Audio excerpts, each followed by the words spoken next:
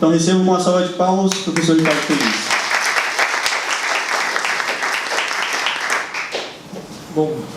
Bom dia. Aquecimento mesmo não teve, né? Até que tá vazio, o pessoal não vai sair da cama, tá ficando frio. Mudanças climáticas e as questões geopolíticas. Quando que eu fui estudando essas coisas, ciência, legal, uma hora eu falei assim, não dá mais para usar a ciência porque os caras não querem aceitar. Então a questão agora é política mesmo. A questão é política e a gente vai vendo que, na verdade, o cientista é usado para legitimar ações de Estado. Ações de Estado não é o Estado brasileiro, é o Estado lá de fora, da ONU. Tanto é que a ONU que é a grande organizadora de tudo isso. Tem alguma coisa para eu trocar? Eu vou bater no Então vou. Por favor.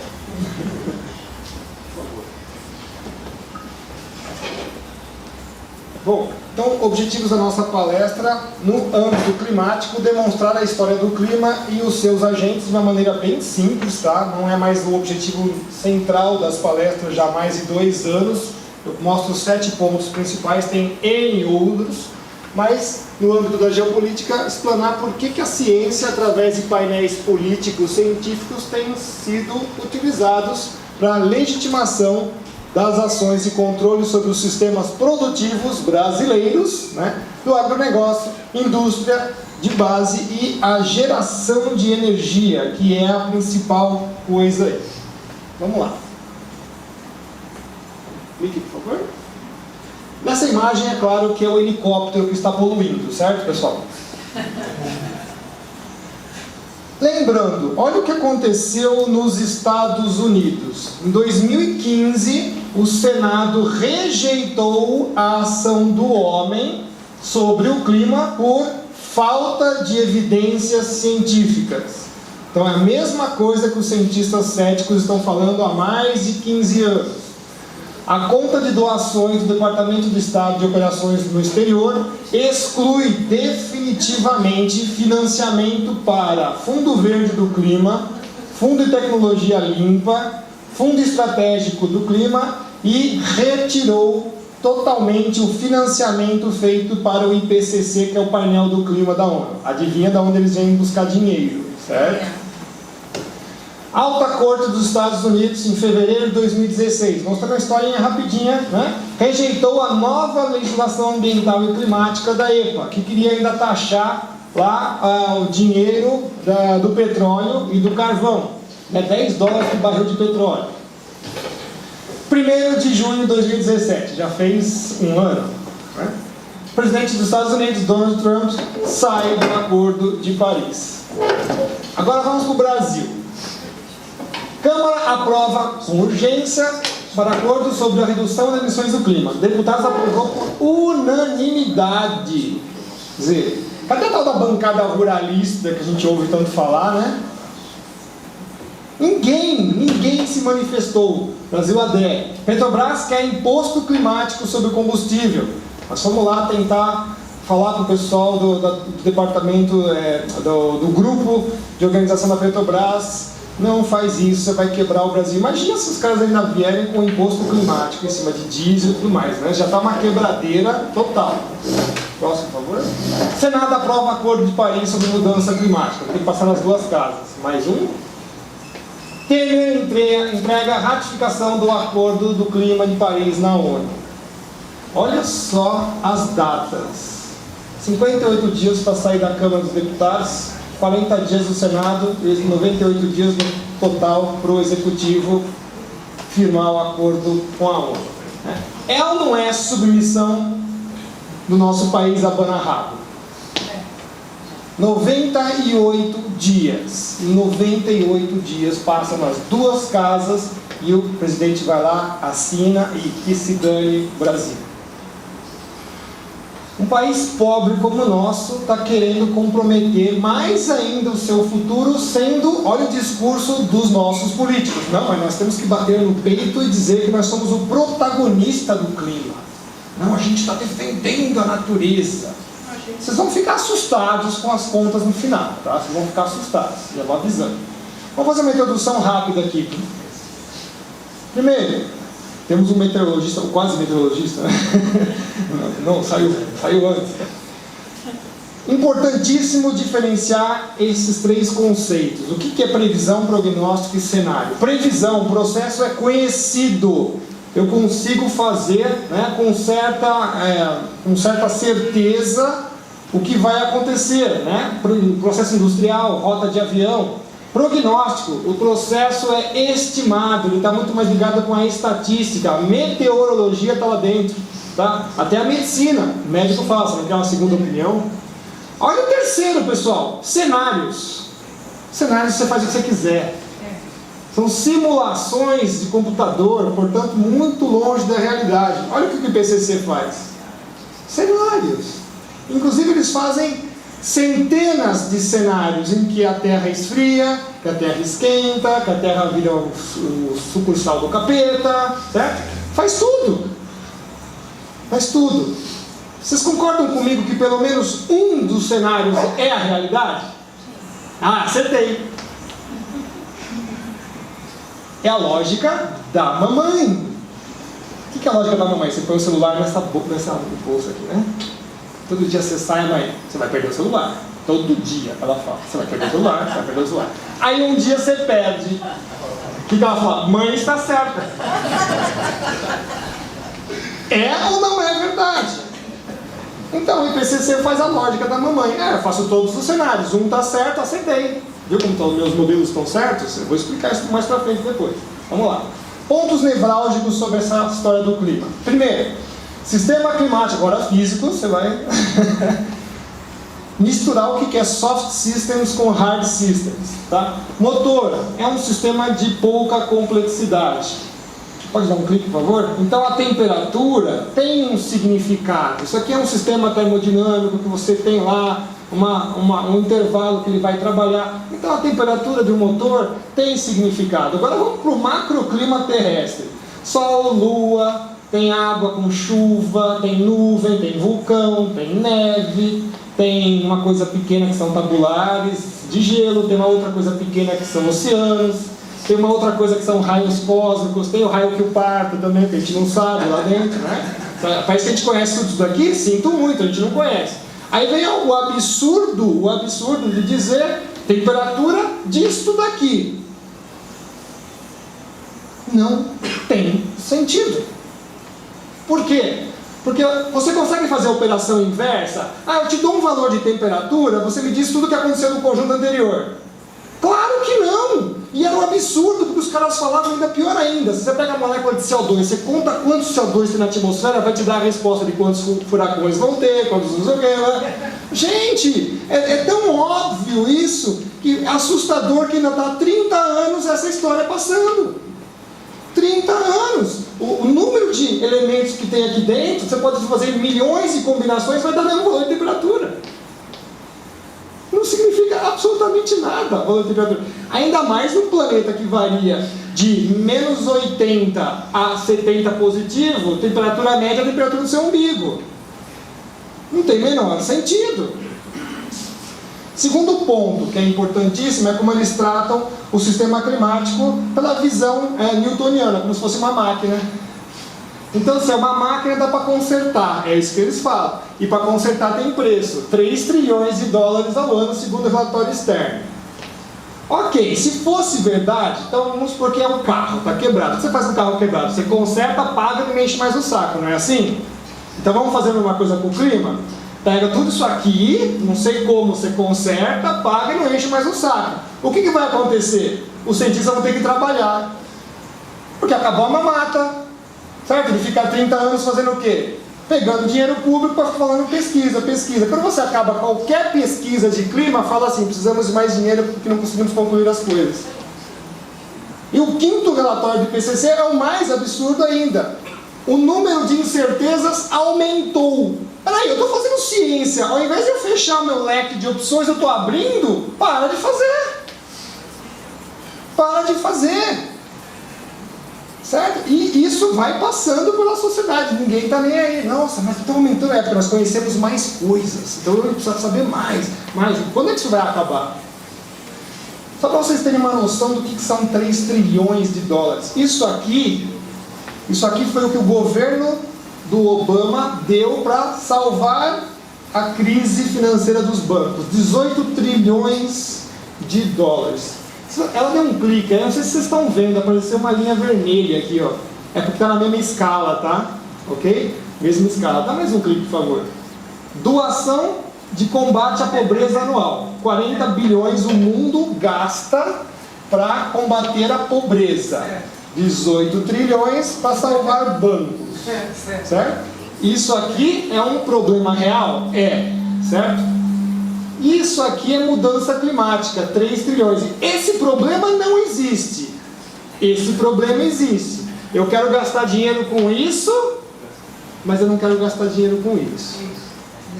Tá? E aí o que leva o acordo canalha de Paris? Ah não, 3 trilhões não dá pra gente, a gente precisa de 13 trilhões. Tá? Tem alguns que estão falando ainda que a gente precisa de 16 trilhões e meio de dólares. Peraí, gente, como assim? Um negócio que vocês não vão fazer absolutamente nada. Isso aqui é um problema, você resolve o problema da humanidade com esse dinheiro. Você dá casa, comida, dá pra tudo, tá? Relação escalar altamente equivocada. Aqui que a gente vai lá beber água da geografia. Relação escalar de humanos versus planeta. Tá? Mãos humanas e vulcão. É só olhar os exemplos aí, né? Então o que é? A gente manda mais que um vulcão? Manda a CETESB tampar lá o vulcão. Os caras vêm com vistoria veicular, outra safadeza sem vergonha, isso, né? 2010 foi todo mundo caladinho, porque o vulcão aqui do Chile entrou em erupção, veio um ciclone, levou, choveu um pedaço de vulcão aqui em São Paulo. Não, é o teu carro que poluía. Eu tenho uns pedaços de vulcão em casa, juro pra vocês, tem. E a quarta e última, que eu acho a mais absurda de todos, é contra... existe uma nova física, por isso que eu falei, depois de 98 tem uma nova física, que é... O vetor de fluxo de energia é do quente para o frio. Como é que eles falam que a média troposfera, que é a primeira camada da atmosfera, está mandando energia para baixo, se ela é mais fria? Certo? Eu vou mostrar isso, está no relatório do IPCC. Vamos lá. Então, histórico. Primeira coisa, no princípio o clima na Terra era estático. A chaminés o fizeram mudar. Bem? Será? Último 1 milhão de anos. O que mais a gente vê o clima fazer é mudar. Vou ficar quieto aqui, senão fica... né? Chega para lá, é o aquecimento.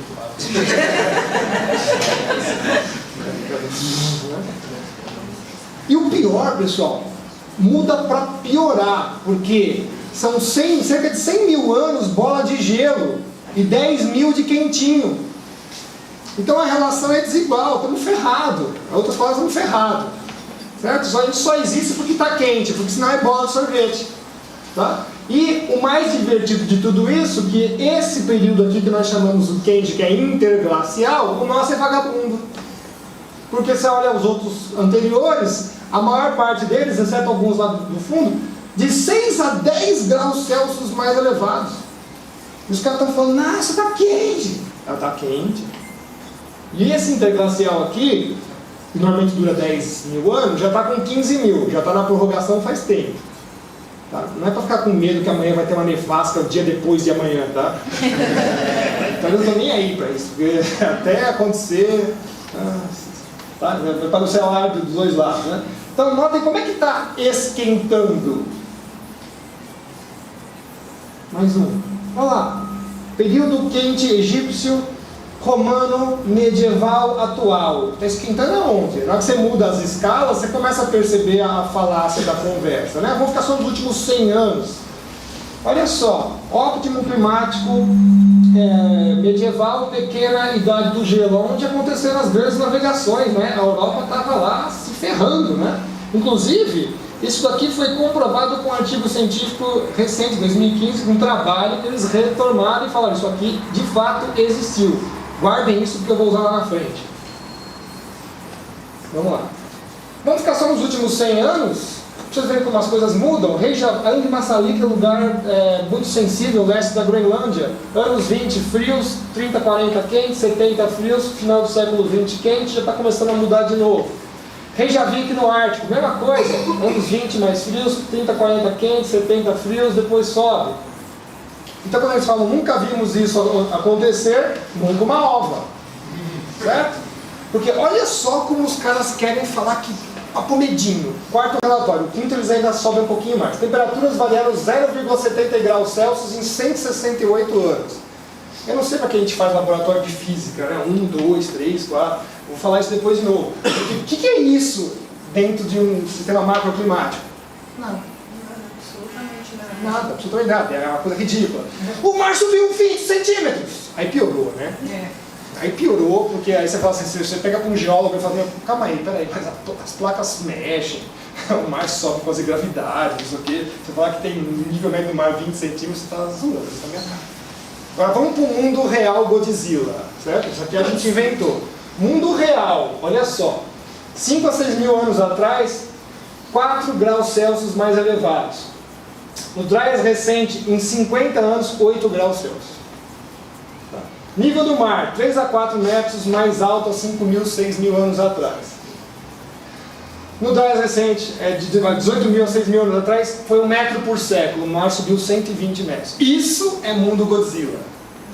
Certo? Isso que os caras falam lá. Tá? Quais são os fatores, então, que vão controlar o clima? Sol tem que ser, né? Certo? Tem que ter energia no sistema. Se não tiver sol, o que acontece com o sol? Ele não é estático, ele tem vários ciclos. Ciclos de 90 anos, ciclos de 200 anos, ciclos de 11 anos. E o que está acontecendo com os ciclos do Sol atualmente? Estão diminuindo, né? Tá? Inclusive vai concentrar 2 mínimos, um mínimo de 90 anos e um mínimo de 11 anos. Tá aí, ó. Os ciclos estão reduzindo, perspectiva até 2020, a Escola de Astrofísica Russa Solar joga para 2045. E quando o russo fala, toma cuidado. 2016, 32 dias, sol sem manchas. O sol parece que nunca esteve tão quieto na história. 2017, 100 dias. Tá? 110, porque dependendo do lugar, muda um pouquinho. 2018, nós estamos chegando no meio do ano, já tem 89 dias. Tá? Só em 2017, 3 semanas direto o sol quieto.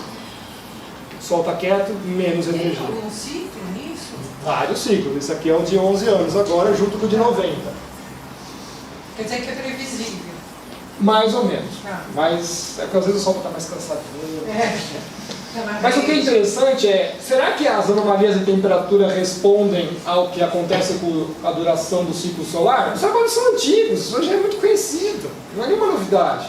Tá aí, ó, anomalias de temperatura em regiões sensíveis, tá? E o ciclo solar. De novo, anomalias de temperatura do ar no Ártico, regiões sensíveis, e o Sol. Ah, professor, às vezes não dá, claro, o clima não é só Sol, tem outras coisas. Mas esse outro gráfico de CO2 e anomalia de temperatura, se você tomar muita cachaça, encaixa. Porque não é possível. Certo? Ah, mas não, está subindo porque está tudo subindo estatisticamente. Mas peraí, mas tem um monte de outras coisas. Na maior parte do tempo não está combinando. É isso que é verdade, não está combinando. Oceanos, a maior parte da energia está incidindo sobre os oceanos. A gente sempre esquece que o Pacífico é 1/3 da Terra.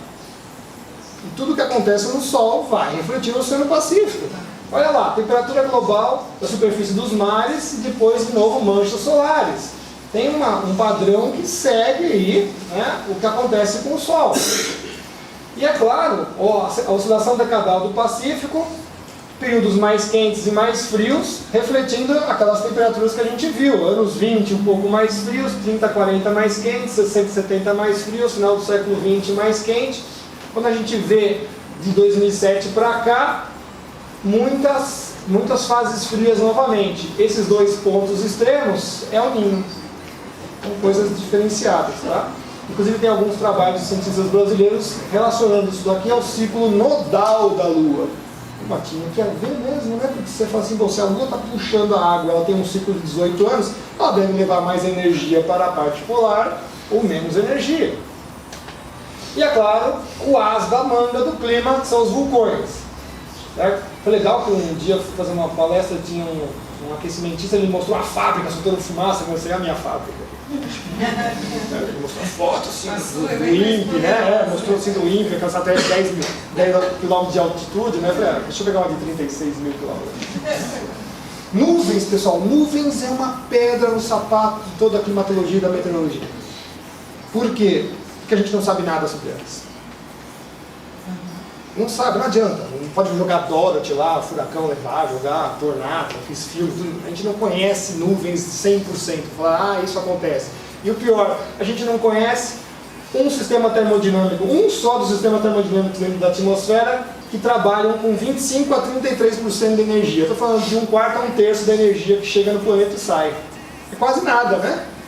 Certo? É quase nada. Então notem, é uma coisa muito poderosa e a gente não sabe nada. No quinto relatório do IPCC, eles colocaram, nós vamos simular nuvens. Nossa, virou um desastre. O planeta Terra começou a virar um iceberg, e os caras, então tira, porque... Né? Tá. E a água, né, que é a coisa mais fundamental, um vetor gigantesco de entrada de umidade na parte tropical, justamente o Brasil tá lá, né, ó, a gente já tem energia solar de graça, e água também, tá? Tá tudo já vindo para nós aqui. E extratrópicos, frentes frias, ciclones, tá? E eles querem que você acredite que você é mais poderoso que o Sol, que os oceanos e que os vulcões, que a sua moléculinha de CO2, made in China, né, controla o clima da Terra. Será que isso é verdade? Trouxe só 7 pontos aqui. Já trouxe nióbio também. Será que as medidas de CO2 são confiáveis? A principal estação de medição de CO2 do mundo, que é a mais considerada pelo IPCC, está do lado de um vulcão. Certo? Olha que legal. Mauna Loa. Quando você olha a atmosfera, você não acha CO2, não vai achar mesmo, porque não está lá, né? Você não está achando nem dos traços, tá? É nitrogênio, é oxigênio, é argônio, 0,07 são os gases traços, e lá dentro 0,033, alguns querem falar que é 0,040, enfim, é muito pouco. Curioso uma professora de meteorologia colocar na super interessante que é 1% da atmosfera. Não sei de onde ela tirou isso. A gente mandou um e-mail, tem certeza que a senhora não errou? Não, é 1%, a literatura toda fala. Não sei qual é a literatura, tá? Deve ser alguma biblioteca aquecimentista. E dentro do próprio relatório IPCC tem lá as estimativas de quanto que é o fluxo de CO2 da natureza. Olha só que absurdo, 210 gigatoneladas é o fluxo total, 90 são só os oceanos, pessoal. Tá? A estimativa dessa medida aqui tem um erro de 20%, que dá então de 40 giga para cima ou para baixo. Os seres humanos são 10% do erro da medida. Aí os caras querem subir isso, não, é 30%. Eu falei, não sei como, cara. Nossa, só toda a China em colapso, só que isso aqui, não, é 30%. Não sei como, vou estrear isso. Tá? Mas é isso aqui, ó. Insetos emitem mais CO2 que seres humanos. E por que o CO2 está aumentando, segundo dizem, está aumentando? Não pode esquecer que os oceanos, principalmente o Pacífico, passaram 65 anos um pouquinho mais elevados de temperatura. Tá? Em 2007 parece que vai ter mudado. Mas se subir um pouquinho a temperatura dos oceanos, o que vai acontecer? Vai sair CO2 do mar. Tá? Por quê? Justamente por lei dos gases, a solubilidade dos gases é invertida à temperatura. Se a temperatura do mar esquenta, o CO2 sai do oceano e vai para a atmosfera, graças a Deus. Cerveja choca, né? Deixa ela lá, toma no outro dia, dor de barriga, diarreia, não sei o quê, né? E CO2 zero, que é na atmosfera. Aí você aqueceu o planeta 0,0000001. Bem, gente, é simples a regra. Então, os oceanos, se estão frios, absorvem, se estão quentes, emitem. Tá? Então, quando eles montaram a estação de Mauna Loa em 1957, que entrou em operação em 58, eles estavam querendo saber exatamente o que o Oceano Pacífico contribuía de CO2. Só pouco lá no vulcão, né? Esse é um pequeno problema. Tá? E a elevação do CO2 de 58, de 0,033 para 0,40 em 2017, nós esperamos fechar o 2018 para que número que eles vão jogar, é isso aqui, 0,007. Se você coloca lá a nossa contribuição, que a própria IPCC faz, é uma regra de 3, não tem nenhuma mágica nisso, não tem nenhuma mágica. Se é esse valor que vocês estão falando pra gente, que subiu em 59 anos, pode pegar 60 anos, e pega a nossa contribuição e faça a regra de 3, não encaixa o valor. Não encaixa o valor, a nossa grandeza não conseguiu, nosso trabalho não fez esse número subir. Está aqui para vocês, são 3 zeros em amarelo, mais um azul e começa a gente a aparecer. Então quem fez subir esse valor? Não foram os seres humanos. E eles escondem essa informação. Aí vem a curva que a gente chama da curva da cobrinha, só sobe, né? Vai parar na lua, certo? Equação hiperbólica. Né? Mais um, por favor. Só que olha que interessante que o IPCC esconde de todo mundo. Sai do terceiro relatório, desaparece, no quarto não tem mais, e quando se pergunta para o IPCC eles não respondem nada. A resposta é um silêncio. As medições são feitas nesse gráfico aqui por método químico direto. Você vai lá e mede na sua amostra. E a anterior do IPCC é feito no método indireto, espectroscopia de infravermelho. A amostra, inclusive, está contaminada com outras coisas. E eles não limpam isso, vão quietos. Ah, não vou falar nada, que tem água, que tem ozônio, que tem não, fica quieto. Né? Quando você vai para o método químico, você tem uma surpresa. O CO2 já esteve muito mais alto nos últimos anos. Tudo, né? Todas as escalas, todo período de tempo, você pega pressão nível do mar, você vai para o global, não sabe, local diz que sabe, precipitação não sabe, porque eles não querem falar onde é que está a chuva. Né? 70% em meteorologia a gente está falando que é uma coisa boa. Abaixo disso já é vagabundagem, 50% pega uma moeda de 1 centavo e joga acima para baixo. Pá, certo? Você economiza 10 bilhões de reais com uma moeda de 1 centavo. Por quê? Para fazer diagnóstico abaixo de 50% é cada um parou, gente. Vocês entenderam isso ou não? Tem 50% de chance de dar errado. Certo? Zilhões de dólares gastos em computador para fazer, nem que seja a previsão do tempo. Se tiver abaixo de 70%, amigão, você já não sabe o que está fazendo. E se tiver 50%, joga a moeda para cima. Tem mais chance de acertar. Tanto é que, e ninguém está falando isso, tem que ser de novo eu louco para começar a falar. Mas vamos lá. Modelos fazem previsão do IPCC? A gente sabe que não. Né? Mas eles estão dizendo que fazem a temperatura ano a ano, mas eles não conseguem fazer em qualquer escala que seja. Você fala de um ano para o outro, você não consegue fazer 4 pontinhos lá dentro, que são as estações sazonais, ou pelo menos dentro de uma carta gigantesca, né? Eles adoram fazer aqueles globos pintados de vermelho, até quando uma criancinha um guache, o cara vai lá, pinta, digitaliza e põe, né? Tudo bem? Ó, filho, pinta mais no hemisfério norte para ficar mais coerente, deve ser assim. Né? Porque eles não conseguem fazer uma avaliação regional de temperatura, que é o onde e nem o quando, sazonal, certo? Então, eles não conseguiram prever nenhuma seca do Nordeste brasileiro, as quedas abruptas de temperaturas sazonais da Europa e da Ásia dos últimos anos, e as baixas temperaturas intersazonais dos Estados Unidos dos últimos anos.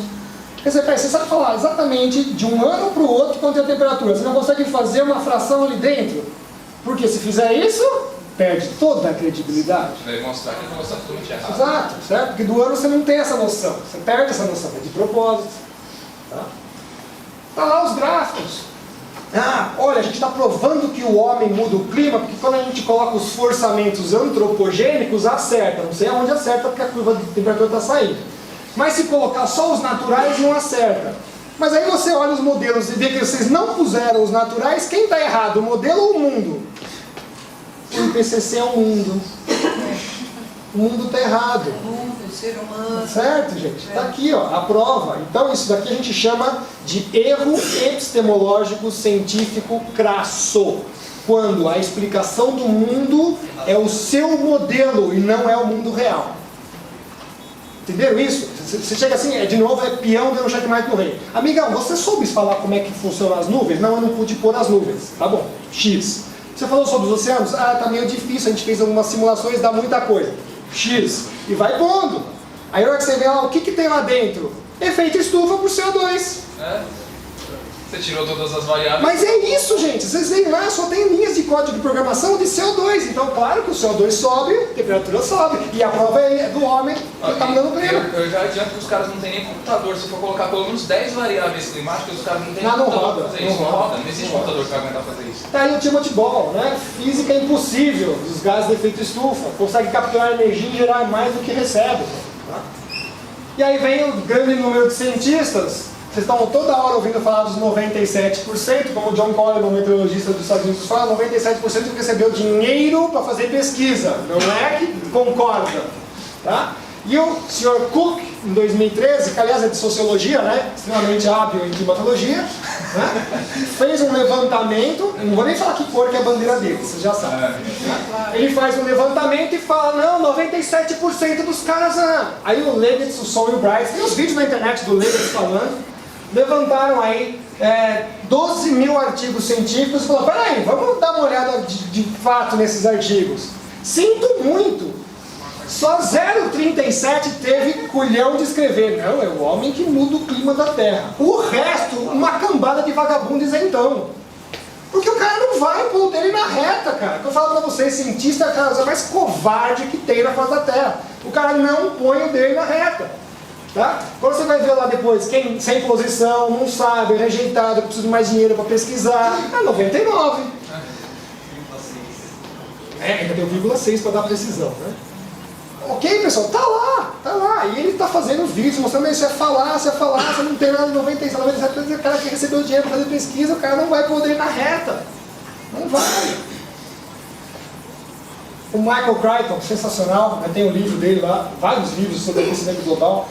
Os maiores cientistas da história são grandes simplesmente porque romperam com o consenso. Não existe essa tal coisa de ciência consenso. Se é ciência, não é consenso. Se é consenso, não é ciência. Não é consenso, é política, pessoal. Tudo bem? Se é consenso, não. E as fraudes? Vamos lá. Essa aqui é o principal. Taco de hóquei. Taco de hóquei do Sr. Michael Mann. Né? Isso aqui foi parar no Senado norte-americano. Você vê a gravidade que chegou. Não, porque lembra do óbito climático medieval e a pequena idade do gelo? Desapareceu. Virou barra de erro. Né? Barra de erro para desaparecer. Aí de repente, a temperatura subiu. Virou um taco de hóquei, tá vendo? Assim, tá? McIntyre e o McTrick começaram, peraí, me dá sua pesquisa. Não, veja bem, me dá sua pesquisa. Eu quero ver, não, veja bem. O que o Sr. Michael Mann foi trabalhar? Dendroclimatologia. Árvores.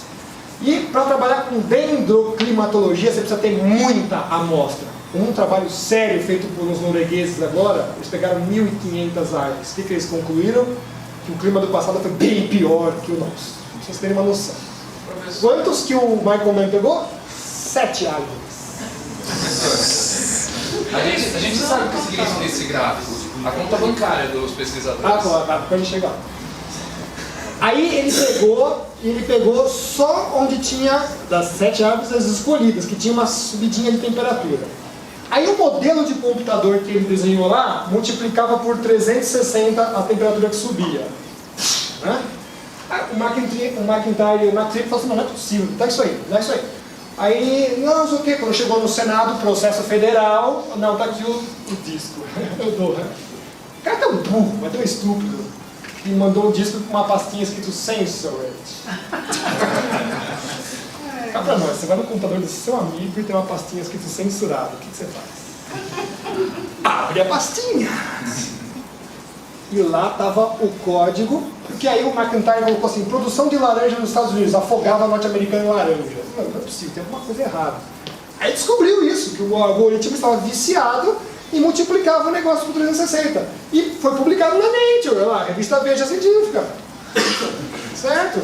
E os caras se retrataram, não, veja bem, foi um erro, mas aquece mesmo. Bom, você falou que é um erro e aquece mesmo, é assim que são as conclusões. Tá? Isso aqui é chamado taco de hóquei. O Climate Gate teve 1, 2 e 3, os escândalos dos e-mails, nós temos os e-mails dos caras, eles falando como fazer para tirar o declínio de temperatura, tudo está lá. Né?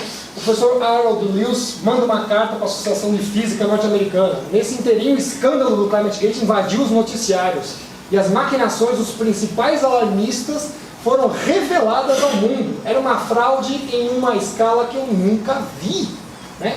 E me faltam as palavras para descrever a sua enormidade. Efeito sobre a posição da Academia de Física Norte-Americana? Nenhum mesmo. Então, isto não é ciência. Outras coisas estão a trabalhar por aí.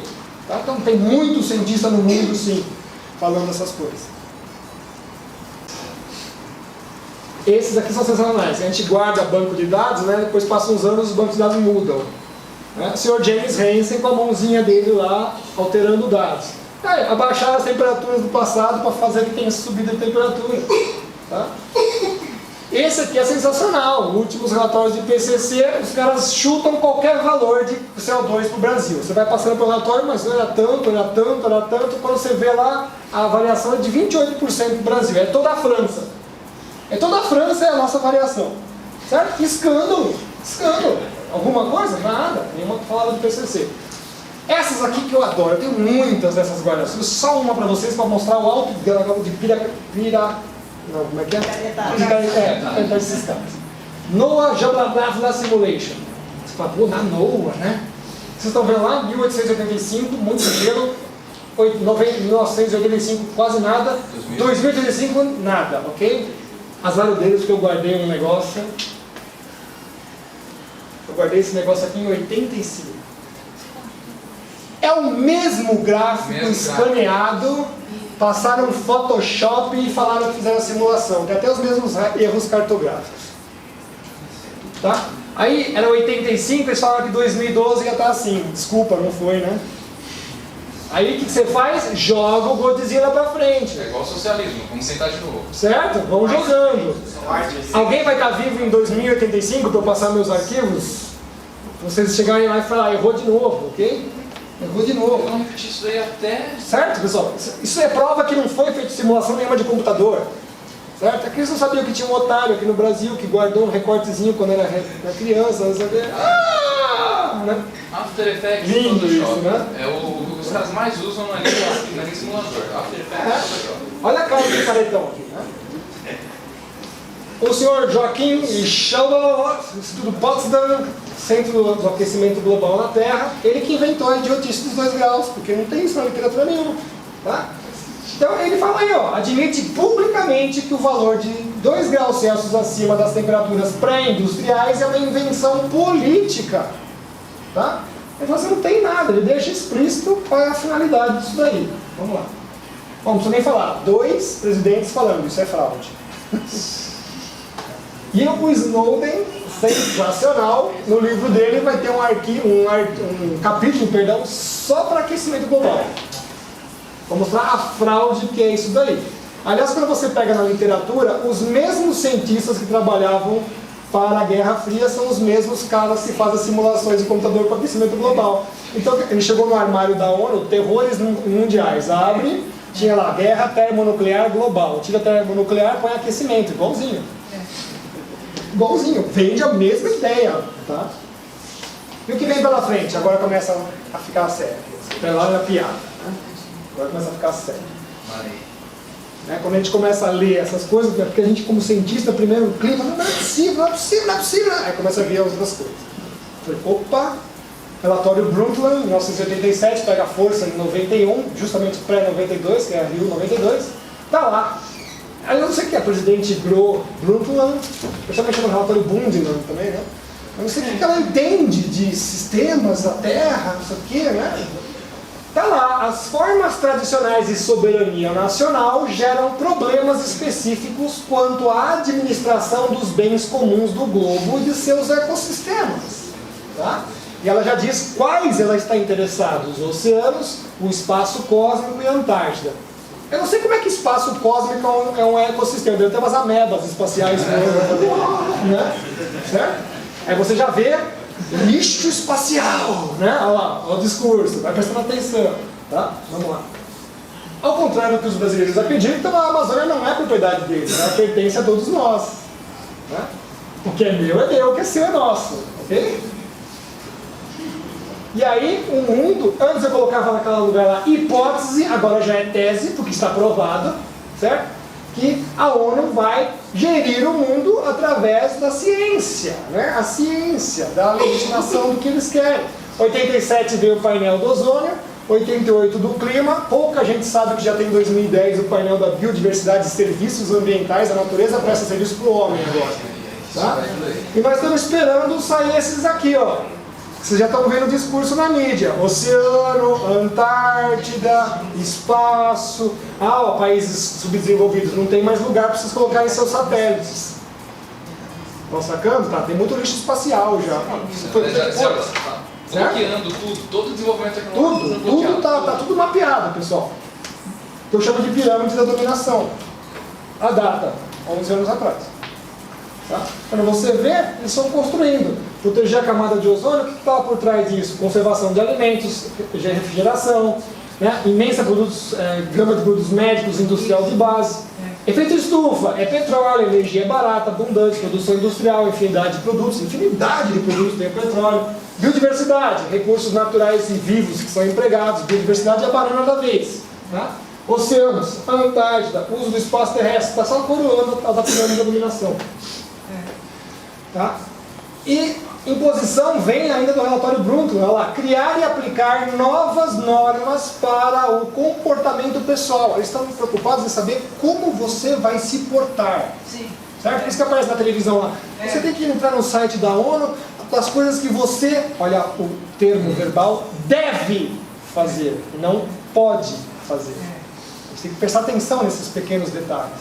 Tá? Deve fazer. Tá? E recíproco ao nível de indivíduo, pegar no cidadão. Em todos os estados, a fim de alcançar o desenvolvimento sustentável. Tá? Isso aí vem de 87. E tem partidos da sustentabilidade. Né? Eles não estão interessados em democracia. Tanto é que eles não estão interessados em democracia, que está aqui a frase do pessoal. Karen Cristiana Figueres, secretária executiva da ONU para as mudanças climáticas. O maoísmo está fazendo certo para combater o aquecimento global. A democracia é muito danosa para a aprovação de uma legislação contra o aquecimento global. Vocês gostam desse sujeito aqui? Eu também gostava, agora eu detesto, faz muito tempo que eu detesto ele. Quando eu achei esse texto do Correio da ONU, para estabilizar a população mundial, nós devemos eliminar 350 mil pessoas por dia. É horrível dizê-lo, mas é igualmente horrível não dizê-lo. Olha a cara do Malthus aqui, que é a mesma coisa. Tudo bem? Então, não, pessoal, a ONU não ama você. Tem mais? Tem o seu Maurice Strong, que já morreu, o capeta já o recebeu, certo? Já o recebeu, deixa bem-vindo, tem um andar inteiro de fogo para você, já se gosta do aquecimento global. E as nações, 92, o que as nações decidam fazer da Conferência das Nações Unidas sobre o Meio Ambiente, Desenvolvimento do Brasil, um marco para o desenvolvimento sustentável. Eles não tinham o termo ainda escrito direito. Que líderes nacionais e culturais entenda também religiosos, aí vocês vão entender porque o nosso Papa atualmente está, certo? Encíclica papal sobre o aquecimento global. Certo? Olha A agenda dos caras é absurda. Tá, é absurdo. Mobilizem compromisso político e os meios técnicos, inclusive esterilizar a população. Tá aqui, ó. É preto no branco, não vem falar que é teoria da conspiração, não. É vagabundo que fala isso, nunca leu nada. Eles são populacionais. Certo? Para efetivar um avanço da limitação do crescimento populacional. Tudo! Toda essa agenda aí. Tanto é que essas eram as metas do milênio. E se vocês prestarem atenção, tem um vídeo que eu fiz com o Daniel Ferraz, tem 2 horas, mas assista. Tá? Reduzir a mortalidade infantil, melhorar a saúde das gestantes. Eles falam, a gente não conseguiu fazer isso, mas nós vamos fazer essas outras aqui, ó. Fica para mim, por favor. Aí você vê, sumiu as crianças e sumiu as gestantes. Por quê? Até tá se ferre. Não se ferre. Aqui tem lá o efeito dominó. E olha só, se você pega a número 13, que é o início, está disfarçado aqui. Você pega a número 13 e implementa 13, vai derrubando todos os que nem dominó. Vai derrubando. Tá? De novo, oi, tá bom, capeta aí? A elaboração de um arranjo de aplicação de lei global enfocando o papel de sanções econômicas, políticas e medidas militares. Bonzinhos, não são bonzinhos? Acordo de Paris, é exatamente isso. Então qual que é a finalidade de tudo isso? Nada mais... Até eu tive mais um debate com o cara da promotoria pública. Isso aqui é uma conspiração. Só olhei para você. Coisa que todos os governos gostam de fazer. Tirar os direitos civis das pessoas, criar impostos e criar métodos de controle. Isso aqui lembra alguma cor para vocês? Bebida comida. Total. Certo? Tá aí, ó. Não tem comida. Naturalmente vocês identificam isso. Tá? Vamos lá. Então, pessoal, dentro de todas as esferas vai aparecer uma meleca verde, clica para mim, por favor, chamada mudanças climáticas, que ela, mais um, por favor, entra assim, né? Ela vai entrando em tudo, assim. Certo? Vamos ver. Você pulou um. Ambientalismo e clima tornaram-se um sistema combinado, escalonado, que pretende atacar e controlar os seguintes pontos. Primeiro, geração de energia. Olha como é estrategicamente preparado. Estrategicamente preparado. Ninguém está brincando. Tá?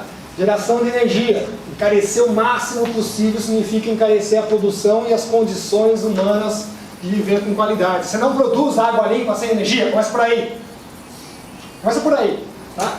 Diminuir a produção, desindustrialização e recuo do agronegócio e mineração. Aí, né? Esse é um na Amazônia, 87%. Nossa. Não pode sair. Então, absurdo. Está na mão da ONU. Diminuir a produção, nós já vamos. Recuo da economia, estado neolítico humano. Nós queremos que vocês morem em árvores. Certo? Perda da soberania sobre as áreas brasileiras. Então, quando a gente vê o aspecto de energia, só para fazer uma rápida passada, porque isso está passando pela história e ninguém viu. 2012, a conta de energia subiu 6 vezes em Portugal.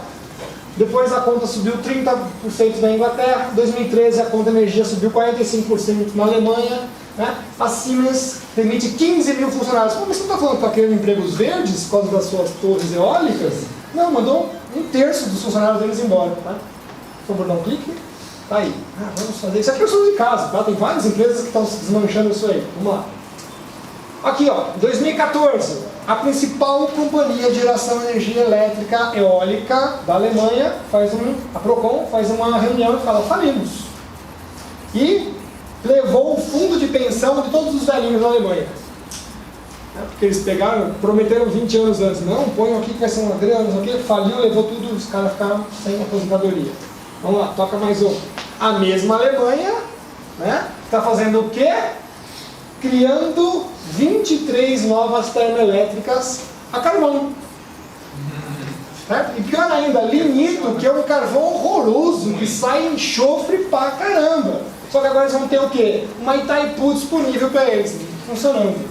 Enquanto que os moinhos eólicos, o que acontece durante o inverno, pessoal, pode dar um clique, por favor? Não rodam. Certo? Essa frase aqui do Einstein realmente é sensacional, né? Tá? Não rodam. Então as 600 mil torres ficam lá congeladas, paradas. Né? Um prejuízo lascado. Absurdo. Né? A corte francesa mandou tirar as torres, porque está enfeiando o ambiente, cara. Mata os pássaros. Mata pássaro, foi tudo que é absurdo. Aquela coisa bucólica que você tinha lá, medieval, nheque, rodando. Sem falar que quem mora do lado tá tudo tendo problema de coração, loucura, tudo mais. Você deve ficar 24 horas com ele. Nheque. Vamos lá. Portugal, 33% da matriz energética agora está com energia eólica, empresa chinesa, tem 5 milhões de toneladas de ferro que não sabe o que fazer, vira entulho isso. Tá? A conta de luz afastou todos os investimentos desde 2012, estão pedindo socorro para os empresários brasileiros. Não existe mais produção industrial, dívida pública passou dos 120% do PIB, acabou. Né? Brasil, 2014, expansão de parques eólicos do sertão da Bahia, aluguel de cada torre custa R$5.000. Gerando ou não energia, o cara ganha 5 pau. Ainda ganha um pouco mais. As empresas estavam falando que tem disponibilidade de 51% de energia, não tem nem 21%. O que significa esse número, pessoal? Que a cada 100 vezes que você for acender a luz, 21 vezes vai acender. Itaipu, cada 1000 vezes que você for acender a luz, uma não vai acender. Entendam isso. Tá, vamos lá, mais um clique aí. Parque eólico que recebeu 875 milhões e está abandonado na Bahia. E aí vem as pérolas. Né? Lista do TCU das 10 obras mais estúpidas realizadas com dinheiro público no Brasil. Primeiro e segundo lugar são as eólicas. Por exemplo, parque eólico que cai com vento.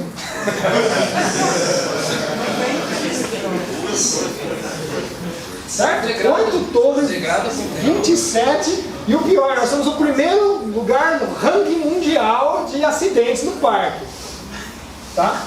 Cada torre parada por dia dá R$40.000 de prejuízo. É um absurdo. Tá? Vamos lá. Segundo lugar, parques eólicos que não ligam nada a lugar nenhum. O cara tá gerando energia pra você pra quê? Pra mosca, certo? Eles não ligaram linhas de transmissão. Tá? Prejuízo, 4 bilhões. Aí você não sabe por que tem bandeira vermelha na tua conta? Tá aqui, ó. Tá?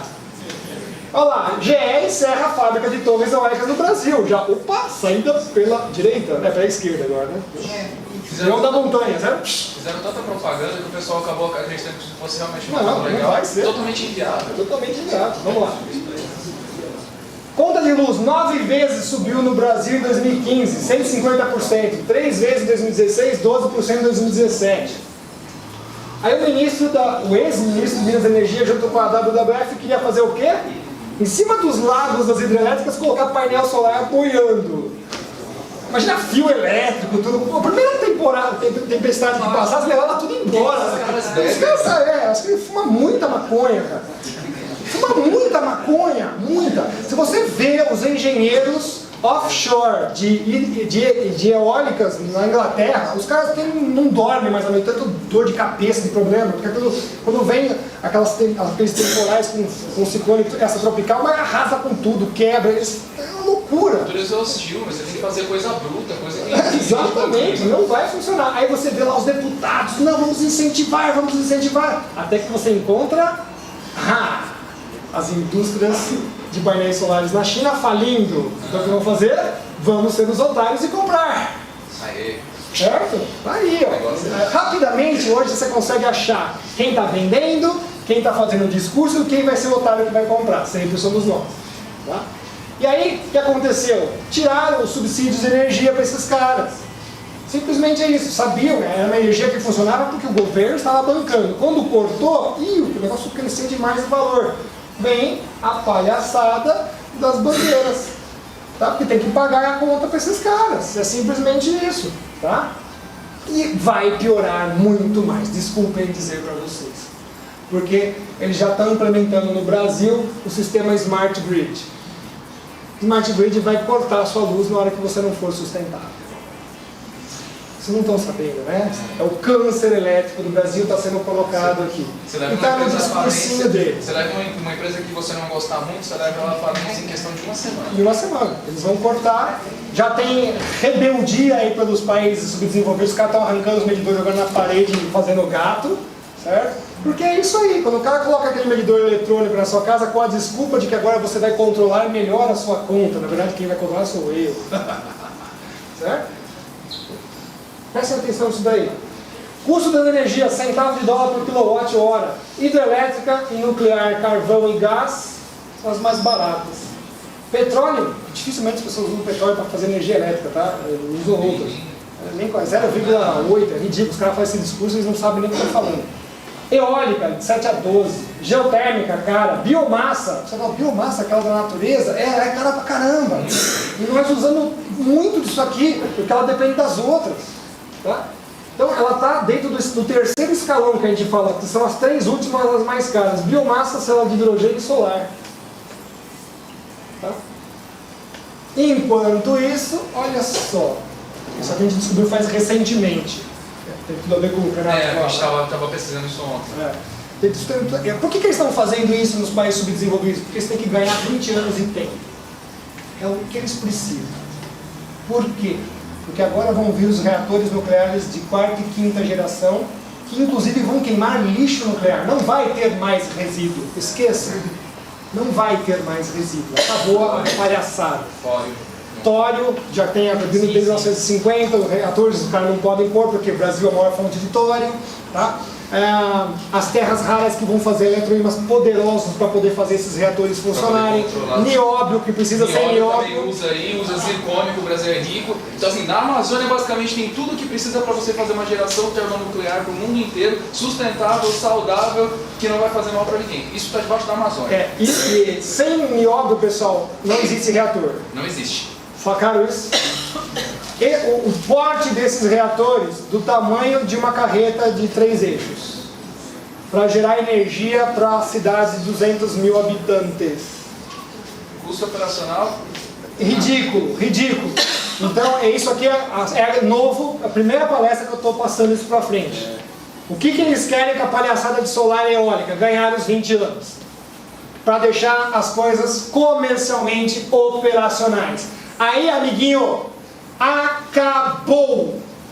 Por quê? Quando você assina aquela porcaria do protocolo o Acordo de Paris, eles vão falar, viu? Por causa da mudança climática, você tem que comprar o meu reatorzinho. E não pode usar mais nada, petróleo, não sei o que, nem vai querer usar, você vai usar petróleo para outras coisas, plástico, É plástico. certo? Porque você não vai precisar mais de energia, porque você vai ter que comprar deles. E está acordado isso, está acordado. Por isso que o Trump falou, não. Fora. É um negócio quatrilionário, nem trilionário. Não, acabou, né? Acabou a Acabou, questão. Isso aqui entrou em operação, gente, acabou. Esquece. Acabou. Energia praticamente virtualmente eterna. Tá? É isso que eles querem. E olha só.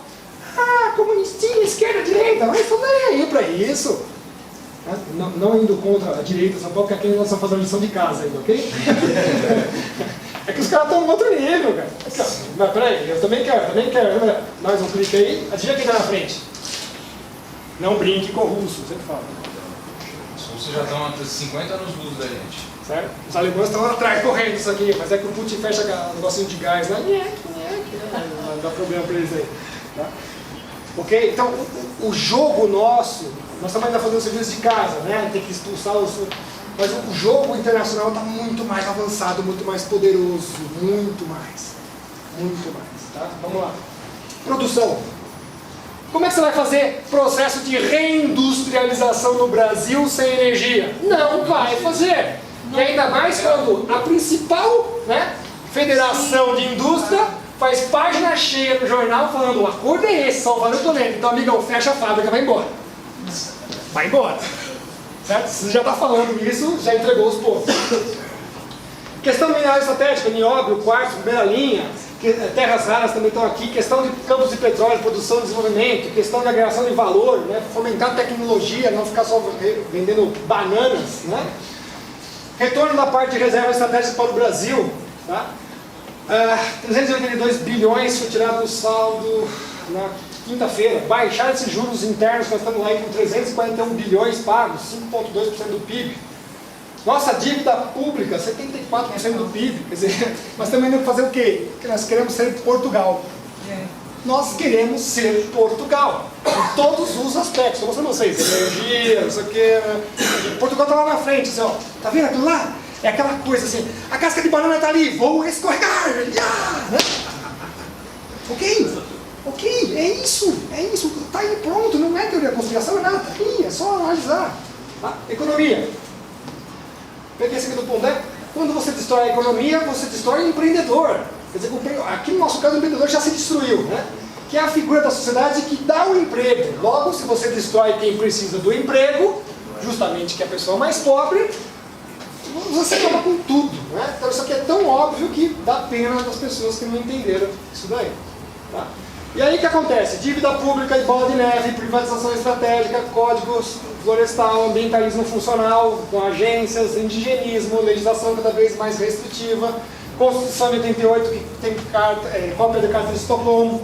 Você vai fazer o quê? O Brasil para, certo? Fica sem energia, fica sem produção, fica sem dinheiro, fica sem pagar dívida e torna-se insolvente. Que é o que acontece em Portugal. Questão de soberania e estratégia.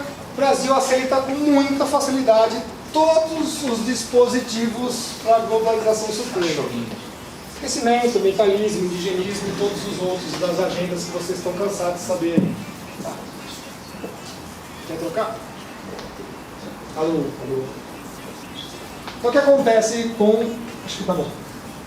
Essas forças externas, elas ficam enfiando esses acordos em cima dos países, tá? E aí, o povo eleitor escolhe executivo e legislativo para fazer frente, né? Como se aqui fosse uma linha de combate.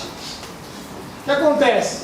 Esse sujeito vai lá fora, assina um monte de acordos ridículos e estúpidos, na qual o primeiro artigo diz assim: conforme os acordos assinados anteriormente, externamente, peraí, artigo número 1 já falou que nós temos que abanar o rabo? Acabou.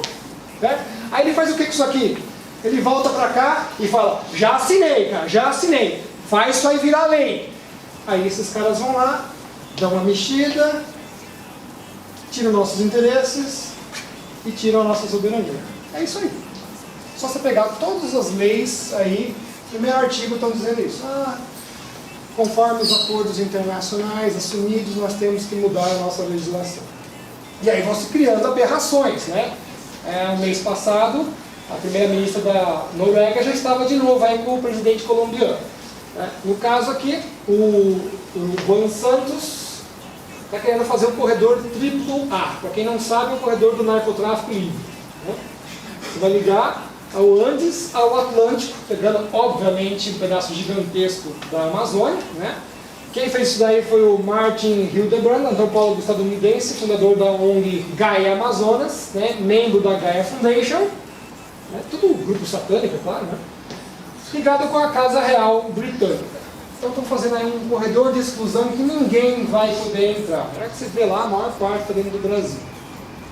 O professor Maestro coloca lá, pode ser qualquer coisa, menos corredor ambiental. É um rasgo que se faz no norte do Brasil. E as cabeças coroadas europeias gostam muito de ONGs nos outros países, não nos deles, né? De novo. Mas é para aumentar o poder, porque o poder financeiro da coroa britânica é o que comanda o próprio, Tudo, né? Estados Unidos Aqui tem um documento, vocês encontram na internet, que agora os agricultores norte-americanos resolveram não mais ficar fazendo o pagamento de subsídios, mas financiar ONGs. É muito melhor para eles. Tá aqui, ó. Florestas tropicais, a solução climática para a agricultura americana. Incentiva os caras lá para ficar detonando a agricultura brasileira, que você já está fazendo trabalho para a gente. Por isso que a gente fala que ONGeiro é agente internacional infiltrado no Brasil. Por que a gente não pode colocar esse... exato. destrói a agricultura. Ainda mais agora, 2016, nós vamos mostrar já já. Olha só, os caras investem até no cadastro ambiental rural que nós vamos fazer aqui. Fizemos aqui. Fizemos. Só que o tiro saiu pela culatra. Nós vamos mostrar isso daí. Mas olha só, os caras estão tão interessados em como poder congelar o Brasil que eles vão montando esse tipo de coisa. E o tiro saiu pela culatra por quê? Está na mão de uma pessoa muito competente, que é o professor Evaristo de Miranda. Ele falou, vamos começar a mapear então essas informações todas. E se aqui ferraram, nós temos né? mais florestas. Se ferraram, exatamente. Tá? O Brasil já tem 45% do seu território congelado. Não pode fazer mais, eles querem que chegue a 80%, pessoal. Tá?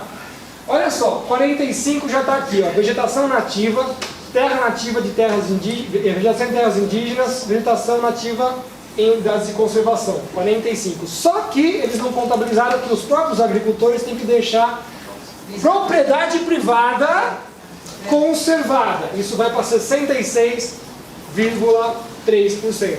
Algum abatimento de imposto? Nenhum. Então às vezes uma migalhinha lá por causa de mudança climática, não sei o que, não paga. Certo? Só para vocês terem uma noção do que é isso em números, olha o que é. Tá? Tudo isso daqui, teoricamente, já está congelado. Já está congelado. Tá? E querem aumentar, porque se você coloca também as pastagens nativas, que também a gente não mexe, já vai para 74%. Eles já querem pegar mais aqui, ó, esses 9% das lavouras. Eles querem pegar mais, fazer a gente passar fome. Tá? Então olha só, com 74%, quanto que já é área preservada do Brasil? E aí, né, justamente quando ele já assina, o senhor Temer, né, assina lá o Acordo de Paris, né, põe a lei e ainda por cima ele já congela mais um pedaço do território brasileiro, né, 4 vezes maior do que já está. Terminando aqui, com todas as evidências que a gente vai apresentando, o que nós estamos percebendo? Que o Brasil está virando um estado anônimo. Né? O conceito que é dado aí pelo Durkheim refere-se ao enfraquecimento das normas orientadoras de uma sociedade. Graças a Deus vocês estão tentando reorientar. De uma sociedade que destrói e debilita a integração dos indivíduos que compõem, fazendo os indivíduos perderem o sentido de pertencimento de grupo. Tá? Então eles trabalham desde o psique até o físico. Tá? Vamos lá? Está aqui, ó. Vocês já viram esse negócio? Criar mais estados. Quanto mais você dividir, melhor, é mais fácil de conquistar. E quando você vê, é lá, o estado super rico, um monte de pobre. Super rico, um monte de pobre. Tá? Então, os governos brasileiros deveriam realizar política de Estado. Né? E sem mudanças garantir esses 4 pontos aí. integridade territorial e soberania do Brasil, defender e multiplicar riquezas, defender e multiplicar o valor agregado, administrar todas as nossas riquezas com correção no interesse do povo multiétnico no Brasil. Quem falou isso? Pasmem. Secretário do Conselho de Segurança russo. O que você está fazendo aí? Mas não risada, né? Vocês entenderam? Vocês entenderam que nós somos uma piada lá fora? Uma piada lá fora? Certo? O que você está fazendo aí, cara? O pessoal adora Vocês têm um povo que tem de tudo para fazer de tudo. Certo? Certo? É o único que tem de tudo para fazer de tudo. O que você está fazendo? O que você está A gente fazendo? não sabe nem o que a gente tem. Exato. A gente sabe por cima, fala assim, tem nióbio no Brasil, mas você não sabe o que é o nióbio. O que faz, o que é isso, qual nióbio que você pode extrair, qual materiais que a gente pode extrair, o que a gente pode fazer, o que a gente precisa para poder agregar mais valor. Porque assim, o preço de valor do nióbio aqui fora do Brasil, na verdade você não consegue comprar nióbio, porque já tem uma rede comercial global, já foi o pessoal de Rotterdam lá, tipo, eles têm distribuição, já está tudo, toda a produção já está vendida, já tem contratos de 10, 20 anos, e o preço é tipo coisa de $30 por tonelada, no ferro nióbio que ainda é um pouco beneficiado. Ele já é uma liga pré-fundida para depois fazer. Então assim, é um preço baixo, não dá para aumentar muito também, porque senão o mercado substitui por titânio para a maior aplicação para fazer aço. Então tipo, não dá para você fazer uma política assim, vou taxar o nióbio, isso aí não existe. Só que daria para você produzir, fazer os produtos finais que são muito mais caros Aqui mesmo. Aqui mesmo. A gente Com tem energia, exato. Vamos lá. Então, pessoal, o PCC já existe há 30 anos, tá? Nesses 30 anos, 18 nós tivemos um declínio de temperatura. Então, cadê a evidência científica? Então, usando os conceitos da ciência moderna, positivista e neopositivista, se você tem falta de provas, a hipótese tem que ser descartada, simplesmente. E como é que eles fazem para salvar essa hipótese fraudulenta que não se sustenta epistemologicamente? Eles usam o princípio jurídico da precaução. Olha que legal. Não, mas por precaução eu vou fazer as coisas. Fala, peraí, mas você está fazendo ciência para tentar descobrir uma coisa e por precaução você vai querer fazer as mesmas medidas? Joga fora a ciência, certo? Não fala que é científico, não usa respaldo científico para fazer Nenhum, negócio jurídico. exatamente, entendeu? Tá aqui, ó, tá? Não tem emprego da razão nenhuma. E você vai vendo o negócio, vai se encaixando, né? Como ele falou, vocês vão montando um arcabouço gigantesco de artifícios para travar, e tudo é regional, eles vão achando, taxar rebanho, plano de metas de indústria, conservação, tá? E aí vem a pedra fundamental. 30% do que é preservado no planeta. Tá? Nosso valor de 30% está bem subestimado, como eu mostrei para vocês, é o dobro daquilo. Tudo bem? Mas é dos valores que eles usam assim, não, mas são só as florestinhas, eles gostam de maquiar. Então notem que 10% é o que a ONU já acha suficiente. Tudo bem? Aí Austrália, lá para baixo, China, Argentina, Estados Unidos, Rússia, blá blá blá. Então nós já sabemos que não é 30%, nós estamos só 3 vezes, nós estamos 6 vezes do que precisa. Agora nós vamos ver o que esses caras preservam. A Austrália preserva o deserto. A China, deserto de Gobi, as montanhas geladas. Puxa, tem muita árvore lá, né? E vai vendo, cara. É só palhaçada. É só palhaçada. Eles preservam o quê? Área inútil. Mas está no cômputo lá, não. 10% do meu país está preservado. Legal. Você vai fazer o quê? Minerar gelo? Raspadinha, né? Raspadinha. Groselha, raspadinha. Vai vender, ó. Certo? Então a fraude é muito maior. É muito maior. E como eu mostrei para vocês, é o único país do mundo, exceto aqui o centro-africano, que está naquele vetor de umidade natural. A energia solar já está garantida aqui, certo? Porque tem água, tem floresta. Mas aí tá, você podia cortar e pôr planta, nasce outra árvore, você vende madeira, ganha dinheiro com tudo. Dá para ganhar dinheiro com tudo, vocês querem. Tudo. Mas não pode cortar árvore porque não sei o que. Bom, chega um cúmulo nimbus em cima da floresta amazônica, deixa eu contar para vocês uma historinha de verdade. Né? que aquelas raízes são uma porcaria. Chega um cumulonimbus lá, que tem tornados na Amazônia, que ninguém gosta de falar. Quando vem uma chuvinha, cai 400 árvores. Uma vez só. Uma hora, cara. Todas aqui, paliteiro, fica lá. Parece um meteoro. Explodiu.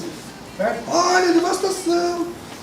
1.500 focos de incêndio. Eu falei, nossa, jogou 1.500 caras de paraquedas, o cara desceu no meio da floresta, riscou o fósforo. O cara nunca ouviu falar de combustão espontânea de fermentação de folhas secas. 75 graus Celsius atinge a folha seca durante o período de estiagem da floresta. As pessoas nunca foi numa floresta. Não tem absolutamente nada em nada. Aliás, passou o Equador, chama incêndio florestal. Passou por hemisfério sul, é queimada, ok? Vamos pôr tudo no mesmo baile de gato. É tanto absurdo que você fala assim, não é possível, não é possível. E com todos esses problemas gerados, né, o pessoal do agronegócio continua quebrando paradigmas. Olha lá.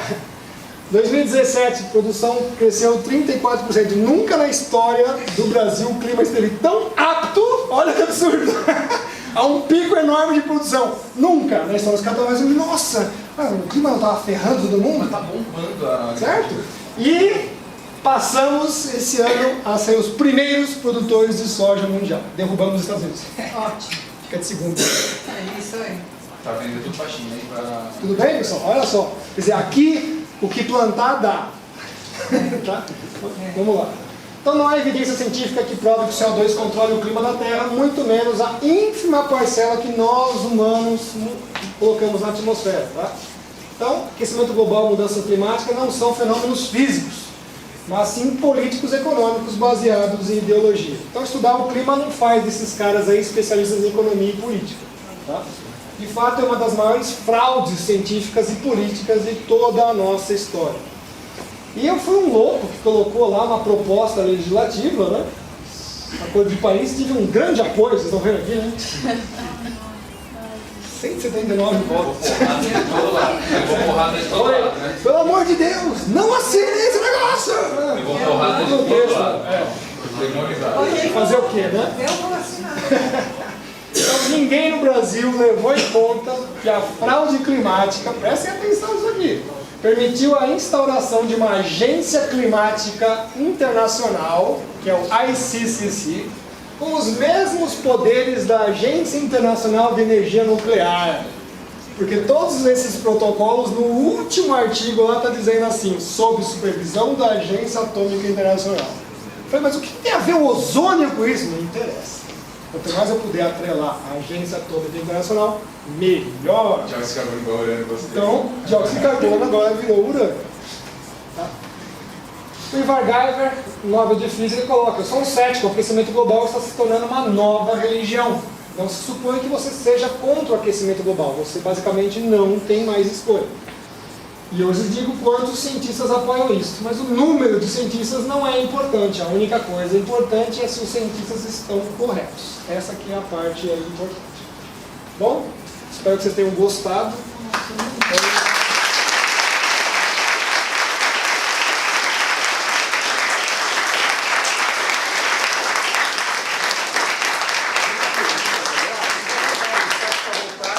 Quem tiver perguntas pode ficar à vontade, o professor vai responder. Vamos bater um papo aí. Agora à tarde. Bom, de novo. Onde é que é? Não sei, depois eu passo de novo.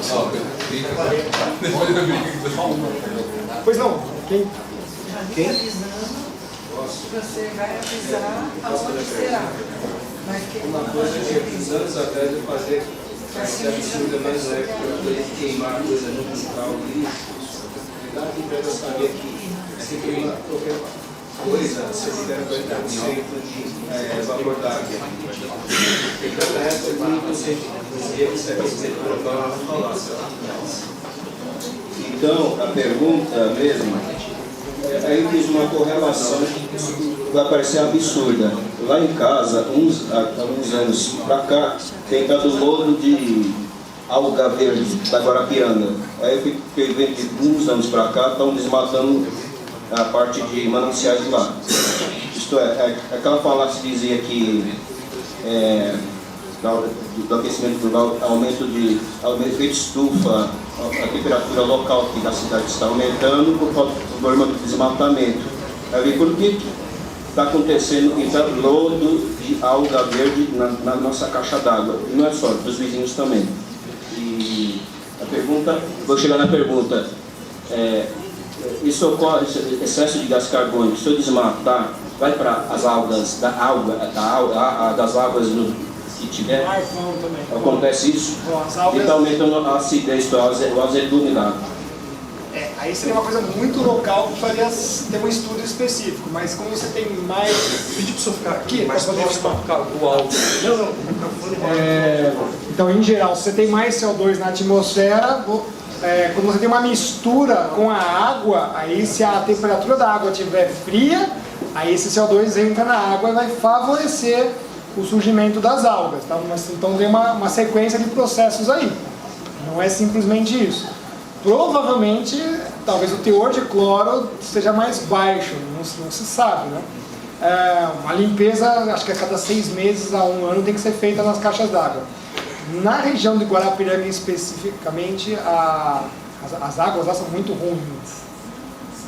São péssimas, tá? Tem alga vermelha, que aí você mata. Não beba a água da região sul do estado, daqui do município de São Paulo, de jeito nenhum, porque lá ataca teu fígado, mesmo mortos. Tá?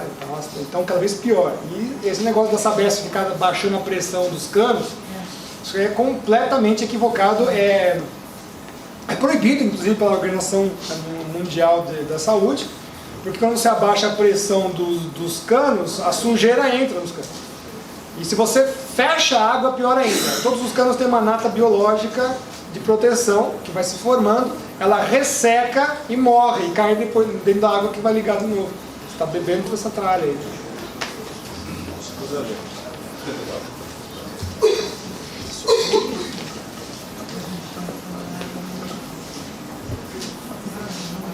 Oi, eu queria saber como que são feitas essas medições de nível de oceano, temperatura e nível de gás carbono no ar de 10 mil, milhões de anos atrás. É só isso que eu queria saber, porque eu não faço ideia. Só pode ficar só um pouco mais alto. Tem vários tipos de processos, tá? Você tem de testemunhos de pântano, de extrato de rocha, de testemunhos de gelo, tá? Na Antártida você chega até 800 mil anos para trás. Só que aí também tem uma divergência nos cientistas quanto aos testemunhos de gelo, que é a prática de como fazer aquele gelo liberar as bolinhas de atmosfera que estão lá dentro aprisionadas. Eles já perceberam que se você triturar o gelo, se você fervê-lo ou se você deixar derreter, dá diferença nas amostras também. Tá? Então são sempre aproximações. Em geral, as de rocha são as melhores, tá? de rochas sedimentares inclusive, mas você sempre faz várias comparações, você nunca pega uma única série. Por exemplo, dendroclimatologia é muito menos 7 árvores. Né? Isso é do gás carbônico. Do gás carbônico e de outros. No gelo você consegue tirar 200 parâmetros. Bastante coisa. Nível do oceano também ele vai marcando nas rochas, tá? Então também tem uma parte sedimentar. Aqui no Brasil tem aquele chamado sambaquis, né, chamados chalmons, tem no mundo inteiro na verdade, que você vê que os coletores pegavam conchinhas e jogavam lá tal, e ficou. Então tem várias formas de você registrar isso. Tá? Tem muita discussão também na geologia das teorias, tectônica de placas é uma das teorias, não pode esquecer disso, tá? De soerguimento. Nível médio do mar, há bastante controvérsia, porque você está medindo um negócio que as coisas estão se mexendo, tá? Então no leito do oceano sobe, a água sobe também. Sol, lua, tudo. Então é uma combinação muito grande. Os satélites fazem sondagens através de radar, então são centenas de milhares de medições. Então você falar que tem um nível médio planetário é uma abstração muito grande. O Macaulay, que é um oceanógrafo muito famoso, já falecido infelizmente, esse está no céu, ele tinha uma expressão que falava assim: a última coisa que o mar tem é nível. É muito bom, porque ele pegava pontos anfidrômetros e falava assim: o mar aqui não mexe no planeta. Fica assim, ó. Era glacial, tá aqui parado. Só o El Ninho, pra você ter uma noção, mexe meio metro o mar. Aí os caras vêm falar que o mar subiu 20 centímetros. Então, cala a boca. Entenderam? Por que não dá alarde? Não dá alarde. Porque o El Niño faz meio metro, assim. Qual que é a relação da datação de carbono 14 com os dados climáticos, tanto antigos como recentes? Isso também é uma outra controvérsia gigantesca, porque fica lá, mas esse CO2 é mais recente, mas raio cósmico pode... Eles dizem que assim, eles levam em consideração que esse carbono 14, que geralmente o carbono estável ele é 12. Eles levam em consideração que a radiação de fora pegou e bateu no nitrogênio que tem na atmosfera, se converteu em carbono 14, foi absorvido pelos seres vivos, pelas plantas, e daí você consegue datar a idade. Só que assim, eles ignoram também que o carbono ele pode surgir de decaimento radioativo de material. E quando você pega nas camadas inferiores da Terra, você tem muito material radioativo.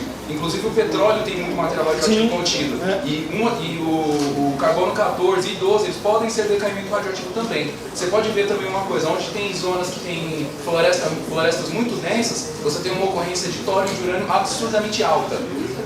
Então você tem uma relação muito grande do próprio carbono que pode estar sendo gerado de baixo. Eles ignoram completamente a parte de baixo do solo, as reações que estão tendo lá embaixo, e trazem só lá em cima de radiação.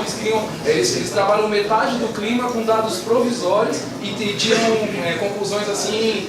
Totalmente, você não tem a pergunta que ele está falando é interessante. Por exemplo, o pré-cambriano, que a gente sabe que teve muito mais CO2, é por medição absoluta, que é de urânio e tório, que é muito mais confiável do que a de carbono, que ela varia muito. Então, na hora que você vai do urânio e tório, que aí você pega os estromatórios, você vê, peraí, cara, era 10 vezes CO2 e estava muito frio, então não casa. Você tem uma exatidão melhor nas medições do urânio e tório, e para carbono Carbono é complicado, você tem que ver muita variação. Quantos isótopos de carbono, quantos halótopos de carbono você tem diferentes em informação, não dá, muito complexo. Agora, eles escondem essa complexidade de todo mundo, né? Eles não falam. É igual o pessoal fala de nióbio. Aqui tem metade da tabela periódica só nesse saquinho aqui. É meu, tá? Não vamos pegar não, que ele trouxe pra mim. Professor, antes de passar a pergunta aí pro pessoal, tem uma a fazer. A Câmara Municipal de São Paulo, lá pelo nosso vereador Antônio Donato, né, do melhor partido do Brasil, o Partido dos Trabalhadores, ele criou um projeto de lei para proibição de veículos em diesel rodar aqui em São Paulo a partir de 2020 alguma coisa, se não me engano a partir de 2023, por aí. Eles querem proibir a circulação de veículos movidos a diesel aqui na cidade de São Paulo. Eu queria saber do senhor se isso é um projeto viável, se isso é um projeto interessante, assim, toda essa colocação que o senhor expôs, e se é necessariamente isso que nós precisamos para o Brasil nesse momento. Vou te contar uma historinha aí para todos agora, vai se tornar pública. Esse cara vai se odiar, mas que se dane. Vai com o microfone ou sem? Pode falar alto, não, se você quiser. Nós ainda estamos com a frota rodando motores a diesel de primeira e segunda geração. Os caras lá fora já estão na quinta. Absurdo. A Bosch, porque os franceses também estão com essa idiotice, não vai ter mais carro aqui. A Bosch fez assim, porque teve o escândalo do Dieselgate, vocês ficaram sabendo disso? A Volkswagen vai pagar zilhões de dólares, porque fez, de novo, a simulação de computador, né? O cara simula o motor do computador, viu, não sai muito, mas no mundo da prática saía pra caramba, né? Aí a Bosch falou, então tá. Alemão também é outro que você não pode pôr problema na mão dele que ele resolve. Vai fazer agora uma nova colocação que fala, só vai sair CO2, infelizmente eu vou aquecer o planeta. Mas como a gente sabe que é uma mentira, né? Não vai ter mais nem um enxofre saindo do motor. Nem monóxido, só CO2. Né? E é o que? É um combustível mais barato, do petróleo é uma gama enorme de que sai. Você vai fazer o quê? Jogar fora? Jogar fora, é isso? Tá? Então, realmente, é retrocesso de novo, e eu digo por quê. Imagina eu lá na geografia, não vou falar um número de empresários que foram lá me procurar, eles tinham feito um pool de empresas só de alto calibre, e falaram, pessoal, a gente precisa de ajuda, porque nós estamos aqui com os projetos de motor a diesel, nós temos muito dinheiro para investir na produção de motores nacionais. Ok? Quer dizer, não, que se dane os projetos lá de fora, nós vamos fazer os nossos daqui. Os caras com muita grana, para mestrados e doutorados, foram na Poli. Qual a resposta dos caras? Vocês estão indo na contramão, eu falei, Aí o senhor tem que ajudar a gente. Eu falei, eu, uma professor de geografia, de clima, sendo surrado aqui, você acha que eu vou conseguir ajudar vocês em quê? Né? Aí depois eu sou vendido para a indústria do petróleo, ok, pessoal? Os caras foram me procurar lá, pelo amor de Deus, estamos com isso aqui e tal. Eu falei, quer dizer, perdemos uma enorme oportunidade, inclusive, de competir com esses caras lá fora, criando tecnologia nacional, que é uma coisa que é muito fácil de fazer, na verdade, o motor a diesel, né? O ciclo diesel é muito simples. Você faz em larga escala, meu, se não tiver diesel aqui a gente não come. Exato, não tem como. É basicamente isso. O combustível diesel é aquele que te dá torque nas coisas. Vai fazer coisa elétrica, esquece, não vai ter. Você faz uma Caterpillar elétrica lá que você vai ver o... Quanto você vai gastar, entendeu? Não dá, você precisa de diesel para fazer um monte de coisa, inclusive para agricultura, aquelas máquinas gigantescas que você tem que rodar, não tem como. Aliás, o biodiesel, por incrível que pareça, é extremamente poluente. Por quê? Porque os caras não sabem o que fazer com milhões de toneladas de glicerina, né? Mas nem o sabonete fica mais barato, certo? Milhões de toneladas por ano. O que eu vou fazer com a glicerina? Se jogar na água, pelo amor de Deus, a glicerina é altamente tóxica, né? Você tem que ser no sabão, tá? Então é idiotice, entendeu? Você começa a pegar alternativas que no fundo das contas estão te criando um problema ambiental tão gigante. Por exemplo, as torres eólicas, que têm duração de 9 anos, e os painéis solares que duram de 3 a 9 anos também. Aí sim vai ser tóxico. Tá? Que tem material lá que... Professor, quanto você acha que gasta de diesel e de recursos energéticos para você produzir, transportar e instalar uma torre eólica? Muito. Você já viu o tamanho das carretas que carregam esse negócio pelas E estradas? anda pela rua e mata gente, né? Porque cai em cima morre pessoas, né? Os geradores ali, só o rolamento ali, aquilo ali é 5 anos já tem que trocar. E ele pode quebrar no meio do caminho dependendo da variação. Se dá variação de temperatura muito grande, ele começa a dilatar e contrair, a pista do rolamento ele vai começa a quebrar. Então o negócio não funciona. Os caras são... Mas tem uma coisa mais legal das torres eólicas é que ninguém sabe. Tem motor elétrico dentro ou motor a diesel, tá? Sim. Tem que ligar para girar, senão não pode. Você tem que dar o torque inicial. Passou 3 horas, tem que ligar o motor elétrico para girar. Quem primeiro? Aquele ali, professor. Primeiro ele, depois ela. E depois o Arthur. Você, depois ela. Primeiro eu queria parabenizar o senhor. Obrigado. Excelente processo. O pessoal de São Paulo tem uma iniciativa que começa a aplaudir. O pessoal da década de 90, como eu, com 30 anos de trabalho, passou para aquele meio de corrida para trocar geladeira. Aquela época. Nós passamos por aquele momento em que nossas mães, tias foram trocar geladeira porque tinha o famoso CFC, clorofluoro, carbono, que destruía a camada de ozônio. Se o professor puder explicar para a gente, eu queria saber como surgiu essa ideia da camada de ozônio, sim, do CFC, onde surgiu e se existe, como é feita a medição completa? Ó, aqui tem um buraco aqui não tem, como é feito, por gentileza? Nossa, perfeito. Isso já seria uma outra palestra, mas vamos tentar resumir. No curso de mudanças climáticas, essa aula tem 4 horas, tá? Só pra...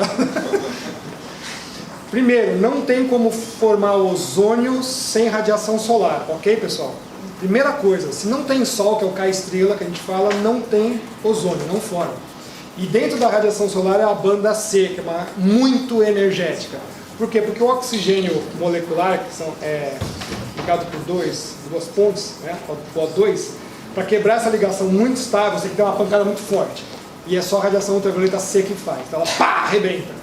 Nesse momento, esse oxigênio fica atômico e fica altamente instável. Ele fica procurando alguém.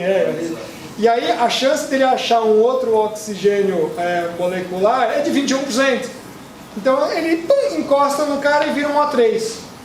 Só que o O3 é um bonde, na verdade, de uma molécula gigante, muito instável, porque ainda continua querendo procurar uma estabilidade, mas naquela fração de tempo que ela existe, ela consegue bloquear uma outra radiação que é um pouco mais fraca da ultravioleta, que é a ultravioleta B. Tá? Então, ultravioleta C não chega na superfície da Terra de jeito nenhum. Nitrogênio e oxigênio barram somente oxigênio. Muita eficiência, barra, não entra. Se chegasse, a gente ia ser uma sopa de câncer, ok? Ou alguma outra coisa qualquer. Porque não tinha como, porque ela destrói muito. Então ela está barrada pela própria existência de atmosfera baixa. A ultravioleta B é moderada pelo ozônio, e uma coisa que ninguém fala é que a ultravioleta A passa. Ele passa, só que ele vai tendo uma extinção atmosférica, que é uma diminuição, mas ele chega na superfície. Tá? Esse é um ponto. Então, primeiro, você precisa ter radiação para poder surgir. Aí quando você vai na história do ozônio, desde os gregos já se sabia que ele existia, mas não sabia qual era o nome, né? Não sabia moléculas. Depois tem um matemático, tem um químico alemão que vai descobrir, vai dar um nome para ele. Mas desde o final do século XIX, veja o que eu estou dizendo, já se fazia medições de ozônio. E já naquela época sabia-se que tinham anomalias. Olha, você mede não tem, mede tem, mede não tem, mede tem. Nos anos 40, no laboratório da Força Aérea Norte-Americana, um pouquinho mais para frente, o Pendorf faz uma avaliação dos dados na Noruega, um banco de dados gigantesco, e via que em Tromsø, na Noruega, mais ou menos 55 graus norte, ele via que tinha anomalias do ozônio. Acabava, imagina um militar fazendo uma avaliação, trocando cerveja com os caras no bar, estão achando uns buracos lá, acho que ele via que tinha anomalias. Ok? Tranquilo. O papa do ozônio é o Dobson, que passou 40 anos estudando ozônio. E, como eles já sabiam como era o padrão da chamada ozonosfera no hemisfério norte, quando aparece o ano geofísico de 1957 a 1958, estendido propositalmente para 59 por causa da alta atividade solar, o Dobson se propõe a ir para a Antártida para fazer as medições de como será no hemisfério sul, porque ninguém sabia. E quando ele chega lá, em 57, ele descobre que tinha uns buracos enormes. Ele nunca chamou isso de buraco, está toda a literatura, você pode ver lá, está na Pleiades Optics. Fez 40 anos de medição e falou as anomalias do ozônio na Antártida são naturais, só que elas são muito mais expressivas do que o hemisfério norte, porque o hemisfério sul apresenta uma climatologia totalmente diferente. É como se fosse 2 planetas Terra, na verdade eu chamo que tem 3. Fica de boa aquele negócio, e aí vem a sutileza da parte política. O Dobson morre em 76, em 77 aparece já os caras falando que o CFC destruiu o ozônio. Você tem que esperar o Papa morrer para poder falar, porque senão o cara fala que, né? Vocês já entenderam o que é o quê, né? Tudo bem? E aí o cara já fala, não, é por causa do CFC. A CFC, uma molécula, tinha sido criada nos anos 50 para refrigeração, só que ela perdia as patentes no final do século 20. E os caras falam assim, vai cair as patentes, o terceiro mundo, que a maior parte dos países pobres está na área tropical, precisa de refrigeração, não vão mais pagar o quê? Royalties. Aí o picareta do Pharma, em 1985, usa dados do satélite lançado Nimbus 7 em 78, 77, pega 5 anos de dados e fala, nossa, buraco no ozônio! Peraí, a comunidade falou, como assim? Você pegou 5 anos de dados, fez lá, os computadores tinham aquelas placas VGE, né? Video Graphic Array, né? 4 cores, né? Azul calcinha, amarelo, não sei o que e tal. Aí o cara programa lá o ozônio, coloca tudo que for abaixo de 150 unidades do Dobson, põe preto, né? Então fazia toda aquela cor preto no meio da Antártida, né? Buraco da camada de ozônio. Então, na hora que você volta para a literatura, nenhum dos cientistas desde o século XIX falou que existia um preservativo planetário. Boa! É uma camisola, assim, e amarra embaixo. Nenhum deles, porque todos eles entenderam que o fenômeno era altamente reativo. Ou seja, eles enxergavam, isso que é a beleza de um cientista que observa as coisas e o idiota que trabalha com médias. O cara que observa os fenômenos naturais, ele conseguiu entender que formavam nuvens ozônicas na estratosfera e rapidamente elas se autoconsumiam, porque um ozônio com outro ozônio dá 3 oxigênio novo. É uma ligação instável. Ele tem 2 ligações de ponte dupla e uma de ponte única instável. Essa de ponte única vai estourar. E o intercâmbio dele tinha que ser violento, porque a temperatura da estratosfera da base sai de 54 negativo e vai para 0 graus. Um gradiente de temperatura gigante. Tem que ser um fenômeno muito violento de absorver. Não existe. Não existe. O conceito está errado, porque a palavra camada você só pode usar na natureza se a propriedade que você está avaliando permanece no extrato inteiro. E os caras já falavam, não, o ozônio desaparece. Então a propriedade não é conservativa, você não pode usar esse termo. Aí chama-se o quê? Ozonosfera, onde a probabilidade de encontrar ozônio é alta. E o Tronzo já mostra isso, né? O ozônio varia 1000% de uma hora para outra. Sabe o que é 1000% numa variável da natureza variar, cara? É uma coisa colossal. Então os caras tinham uma visão sensacional. Quando vai o Nimbus 7 fazer lá, ele tem o TOMS, que é um espectrômetro de mapeamento. O que é mapeamento? X e Y, valor, certo? Então ele vai navegando na Terra, vai encher uma matriz de dados gigante. Chega lá perto da estação, vomita tudo, né? Passa de novo na Terra, vai vomitando. Lá nos computadores, aquelas fitas EBCDIC, né? Puxando, né? Com aquele game antigo de coisa rodando, né? Acho que eu estou mais velho do que os outros.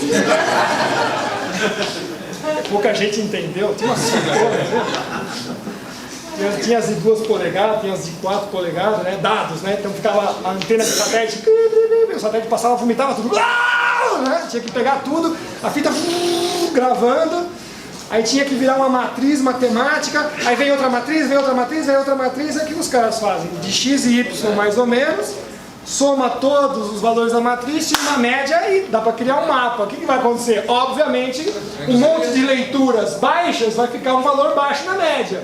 E um monte de altas, alta. Você plota isso numa carta, buraco. O que significa nada? Não significa absolutamente nada. Com esses gráficos dá para provar que a Terra é quadrada. Dá, exatamente. Se você quiser provar, fala assim, eu vou provar que a Terra é quadrada. Então um quadrado é um cubo perfeito. Eu consigo provar. Se você quiser, na verdade é isso. Tudo. O que te pagarem para provar, você vai provar. Mas isso é para você ter uma noção, né? Então, os caras que estivessem trabalhando como Dobson, então, eles estariam mais interessados nas matrizes parciais do que na total, porque a total não significa nada. Você simplesmente mascarou o fenômeno. Você passou um trator em cima de todos aqueles picos. Olha, tá aqui, ó, ozônio, buraco. E aí vem tudo gato. Cara, esse buraco aqui foi feito por causa dos CFCs. De onde que inspira essa associação? É tipo eu falar assim, amanhã o sol vai nascer porque eu existo. Não está longe. Se nascer, você fala assim, ó, nasceu, falei. Acertei. 100% certeza que amanhã o sol nasce e é porque eu existo. Certo? Como tem os caras falando, não, porque a Terra é não sei o que, não sei o que. Claro que é, os unicórnios azuis falaram que é. Certo? Então quando eu trago essas coisas pra vocês aqui, eu não vim doutrinar ninguém, vai atrás pra você ver. Vai atrás pra você ver. Tô há 15 anos fazendo isso. E tem outros caras no mundo inteiro. Então é assim. Né? Aí os caras falam, meu, mas tem CFC na Antártida? Aí vão procurar, não acha.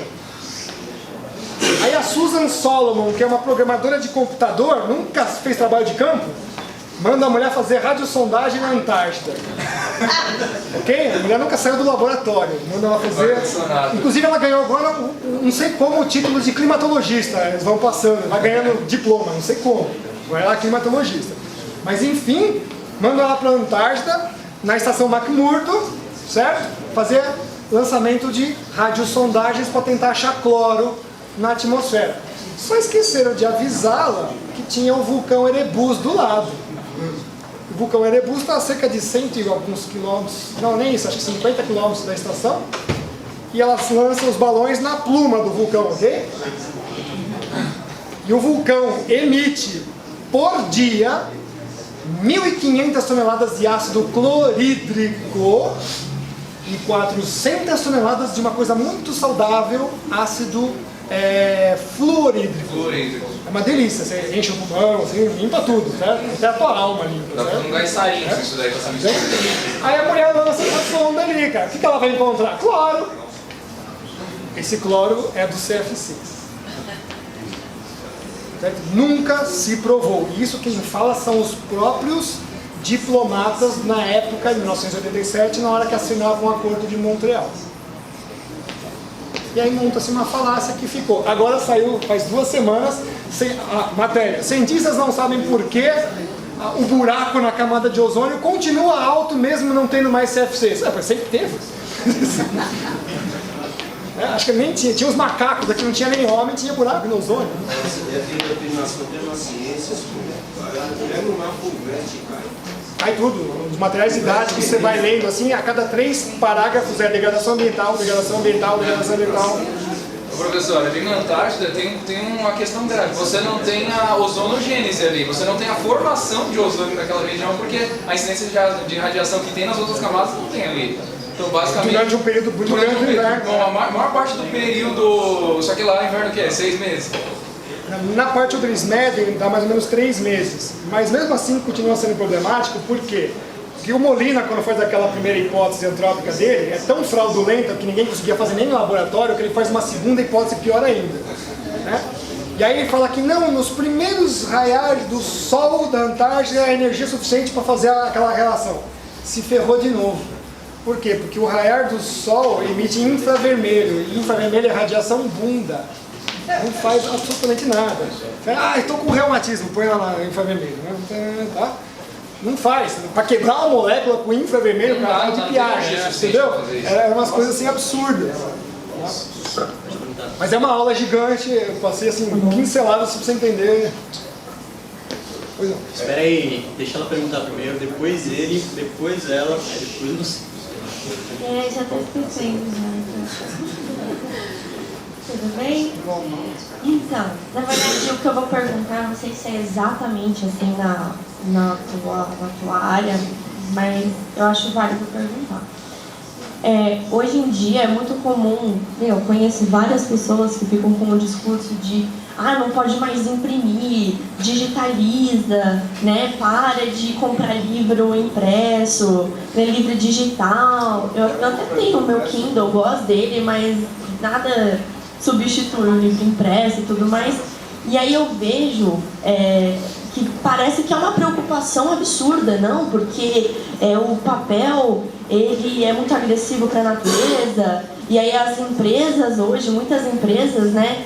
E já tem reflorestamento próprio, tipo, olha, escreve, né, na caixinha do papelzinho, de tudo, né? Olha, reflorestamento próprio. E depois dessa palestra, eu tô duvidando de tudo, entendeu? Eu não sei mais, minha vida é uma mentira, eu não sei mais o que eu acredito ou o que eu não acredito. E eu queria saber se essa preocupação não é questão do papel, só das árvores, essa coisa, se o desmatamento, se é uma preocupação realmente válida, se isso é verdade, ou se é mais uma dessas balelas que eles contam. No caso do desmatamento específico amazônico, toda vez que tem uma área desmatada, não entra mais no cômputo quando ela refloresta. Assim é fácil fazer buraco na floresta, ok? Tem esse negócio, essa sutileza que eles não colocam. Se fosse manter as taxas de desmatamento usando os valores do Greenpeace e tudo mais, demoraria para cortar a floresta inteira 526 anos. Como a floresta tropical em geral se regenera de 20 a 30, é impossível de acabar mato. Mesmo que pela lógica do sistema capitalista, por que eu vou ficar cortando floresta e ficar empilhando madeira? Você vai cortar porque você vai usar, né? Começa por aí. De novo, nós não vivemos no capitalismo do século XIX, ou pretéritos disso. Tipo, vou matar o bisão até o último, ganhei dinheiro e que se dane. Hoje não, os empresários querem fechar todo o ciclo produtivo, portanto, claro, eu vou plantar as minhas próprias árvores. Aliás, a gente é tão idiota que já devíamos estar plantando várias árvores e madeiras nobres para estar ganhando muito dinheiro em cima disso. Porque com esse negócio, não, palmeirinha não pode cortar que demora 12 anos. Vocês estão há 35 falando essa conversa. Então já dava quantas safras de palmeira? De palmito, certo? Entendeu? Assim, a coisa assim, não. Está há 35 anos que eu lembro, né? Não tem mais, né? Porque começa na Raquel Castro em 62, né? Conta aí, vê quantos anos tem. Já teria ter floresta de palmeira dentro da sua casa, já querendo te pegar, né? Aliás, sempre falo isso, a estufa, os caras nem enchem de CO2 lá dentro para os vegetais ficarem poderosos, né? Se você abrir a estufa, o tomate te come. Comida! Tá? Então tem muito disso. Os caras acham, por exemplo, eu vejo assim, material didático. Não, porque a mineração é degradação do ambiente, isso aqui. Você já foi numa mineração da Vale do Rio Doce? Já foi numa mineração? Já como é pior, né?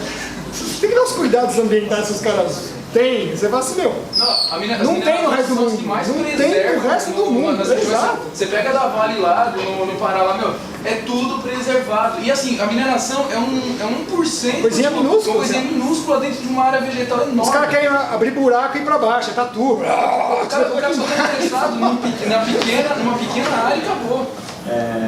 Continuando assim, são 2 pontos. Primeiro, queria que você comentasse um pouco sobre sua sobre se há perseguição, até ele comentou lá da universidade e tal. E o outro ponto, que é uma pergunta mesmo, assim, em relação à difusão da internet que a gente vê hoje, é que a justificativa deu voz a muita gente, ao mesmo tempo deu também, ao mesmo tempo que veio muita mentira, veio muita coisa que questiona o establishment, né? Digamos assim. E uma coisa que eu percebo bem claramente é que eles estão usando um termo chamado pós-verdade, estão, né, como argumento, assim, do tipo, as pessoas agora ninguém acredita em nada, que tudo, que cada um acredita na verdade que quer, etc. Como se isso fosse assim. Só que eu achei um ponto interessante que você comentou, que é sobre a epistemologia da ciência, que é a questão que tudo que você comentou aqui, eu tive alguns questionamentos também na minha mente sobre isso já faz tempo, é relacionado às premissas dos argumentos. Então o que acontece? Você tem N artigos, você vai comentar sobre o aquecimento global, não, mas está publicado na Nature e tal, você consegue, mas a premissa básica, que é o dado, como ele foi gerado, se você tiver um errinho lá no começo, você gera 500 dados que fizer. Isso serve para o modelo. Então, se você tem a assimilação de dados errados, ou se você parte de premissas erradas. Um exemplo bom foi que você deu que eu ia perguntar e você já tinha no seu slide. Eu conhecia o dado do CO2 e ia falar para você. Mas por que o dado do CO2 ele sobe? Você comentou sobre o que? A metodologia, que realmente é a questão fundamental. Então, é aquela história, variando as premissas, você prova tudo. Você prova, tanto, chega até um pouco da ciência, até meio da parte da humana, né? Que é um ramo de pensamento. Que você consegue provar que a Terra é plana, que a Terra é uma parábola, que a Terra é um... Então, assim, eu acho que o ponto fundamental é até como a gente pode sanar, eu sei que ninguém sabe, mas como a gente poderia até pensar mais, estudar isso e tentar elaborar um... Perfeito, já tem essa resposta para você, não é de hoje, tá? Mas perseguição tem sim, é óbvio, né? Cortaram meu salário em 85%, eles acham que eu não trabalho, então beleza. Só que eu tenho 450 alunos, né? Eu não tenho 12, é bem diferente. Mas enfim, primeiro aspecto importante, aí eu tenho que ir para a filosofia. Tá? Essa coisa de pontos de vista da verdade é um lixo que nasceu no começo do século XX. A verdade é uma só. Tá? Então mudar esse aspecto transverdade, pós-verdade, parece aquelas coisas LGBT, não sei. Tá?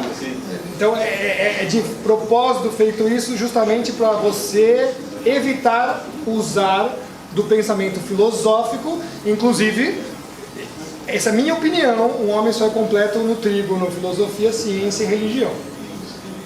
E as três estão se policiando, inclusive. Porque senão você vê na história, como o cara que tem as três completas é o cara que mais se dá bem. Por que eu vou dizer isso? Eu vou ficar só na filosofia e na ciência, não vou para a religião, porque não é o lugar apropriado. A filosofia, ela olha para a ciência e fala, o que você está fazendo? É tipo assim, o que você está fazendo? Prestem atenção nisso. Porque, esses caras estão todos errados? Pela visão científica, não. Por quê? Porque eles não têm ética. Porque ética é uma questão filosófica. Então, não é para dar meia-culpa para esses vagabundos aí. Estou gravando aqui, mas vocês são. Certo? Porque aí eu sou antiético porque eu estou falando isso para vocês. Estou falando para a câmera mesmo para ficar gravado. Eu sou antiético, eu que vou para a comissão de antiética, mas vocês são super éticos. É isso. Tá, então tá bom. Tá? Por quê? Quando você faz as premissas do envelopamento do pensamento científico. Então o que eu estou dizendo para vocês é que a mente humana, para pensar, é muito mais ampla. Existe um envelopinho do nosso pensamento que chama pensamento científico. Para que ele serve? Para pouquíssimas coisas. Para pouquíssimas coisas. E para usar esse envelopezinho do pensamento científico, você tem que passar por 4 premissas. Observação, descrição, levantamento da hipótese, corroboração numa teoria, e a quarta que esses caras não fazem, que é reorientação do pensamento científico. Aqui está a filosofia. Amigo, no passo 3, você tem certeza que você fez a coisa certa? Aí é o ético falando, eu acho que não. O que o 4 manda fazer? Volta para o 1. Você não observou direito. Que lá na meteorologia, tem a meteorologia sinóptica e a dinâmica, coisa que os professores nem sequer sonham que existe. Que é o que? A meteorologia sinóptica foi feita de sinus óptico, visão simultânea. Eu preciso olhar o todo para entender o que estão acontecendo, e aí eu vou para a meteorologia dinâmica descrever e teorizar em cima. O que acontece hoje? Um erro epistemológico crasso. A meteorologia dinâmica manda a sinóptica fazer as coisas. Eu vi isso acontecer. Adapta a teoria à realidade. Exato. Não tem esse sentido. É um vetor só. É implicar. O que significa a coisa implica? É sai do A e vai para o B. Não tem volta. Não tem volta. Se você errou, tem que recomeçar o A. E isso a ciência praticamente perdeu. Por isso que eu falo. Matou, por isso que falta filosofia. Então, por isso. Não, a verdade é uma só. Quem diz é a filosofia. A verdade é uma só. Se você ainda não achou, né, é porque você está perdido nesse negócio. E as teorias são corroboradas, como o Popper fala. A ciência é calcada em lama. Por quê? A qualquer momento se desmorona. Por quê? Porque pode vir uma nova teoria. Por exemplo, na minha livre docência que os caras malograram dentro da USP, eu falei, sinto muito, teoria frontal não serve mais. Não faz muito tempo que a constante de Hubble, né, foi reajustada 8%, e nossa, os caras estão preocupados, como tudo bem, não sei o que lá. Certo? Então tem vários. Isso faz parte da ciência, nós estamos pensando cientificamente. Agora, você quer usar a ciência para legitimar políticas públicas, aí você cai numa outra coisa que é, primeiro, para que serve a ciência? Alguém sabe me responder? Que serve a ciência? No caso seria para comprovar aquilo que se levanta, né? Alguém levanta uma tese e outra pessoa, ou para responder alguma coisa. Ela é bem mais difícil do que parece a explicação. A ciência serve como forma de emancipação humana. Ou seja, você olha o mundo natural e fala, meu Deus, estou ferrado. Você convencia um grego a entrar num barco com cânticos. Nós vamos ser heróis, não sei o quê. Isso não funciona no Renascimento, no Iluminismo, não sei o quê. Você vai ter que enfrentar o oceano sabendo o que você está fazendo. Posição, latitude, longitude, não sei o quê, blá, blá, blá. Então a ciência, na verdade, ela é uma forma de emancipação humana sobre o meio natural, mas ela acaba sendo também emancipação sobre os outros homens. Então, ao mesmo tempo que ela faz o papel de emancipação, ela faz o papel de dominação. Ela tem poder. Ela dá poder a quem consegue controlar. Exatamente. A partir da ciência você vai ter o quê? Veja que Da Vinci era contratado para fazer o quê? Ele era engenheiro bélico. Certo? Então, o cientista vai usar energia nuclear para fazer uma máquina para salvar você do câncer, é uma bomba nuclear. Ele tem que passar pela moral ética, não? Bom, eu vou fazer a minha pergunta. Parabéns, maravilhosa. Agora eu saio mais tranquila daqui, diante de tantas mentiras que nós ouvimos todos os dias. E o senhor é tão verdadeiro que, senão, não estaria aqui. E eu agradeço muito.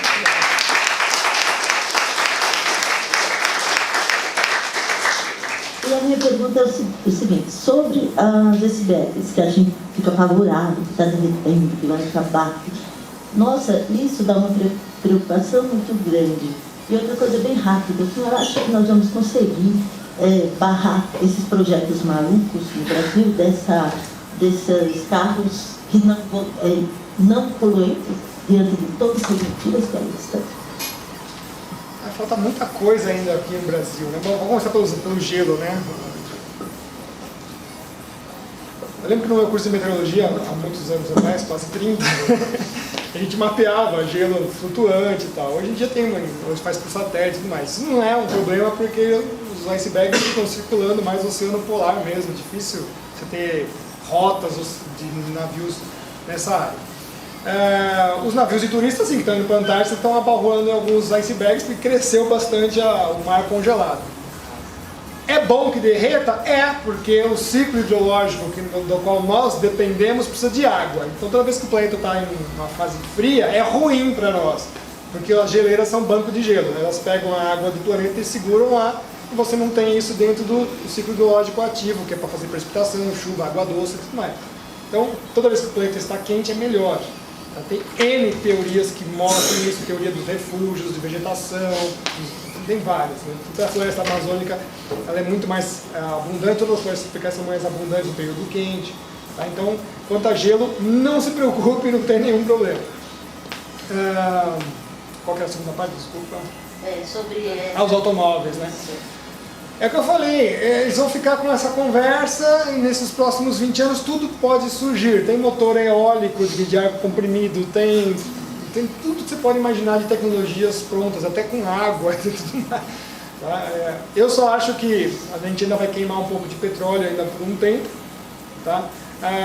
Você tem a teoria, tem até os novos trabalhos com grafeno, que é uma coisa importante, porque as baterias de lítio são bem ruins. E vamos fazer uma nova geração de coisas, mas aí você pergunta, institutos no Brasil que estão estudando o grafeno, tinha um no Unicamp, já fecharam.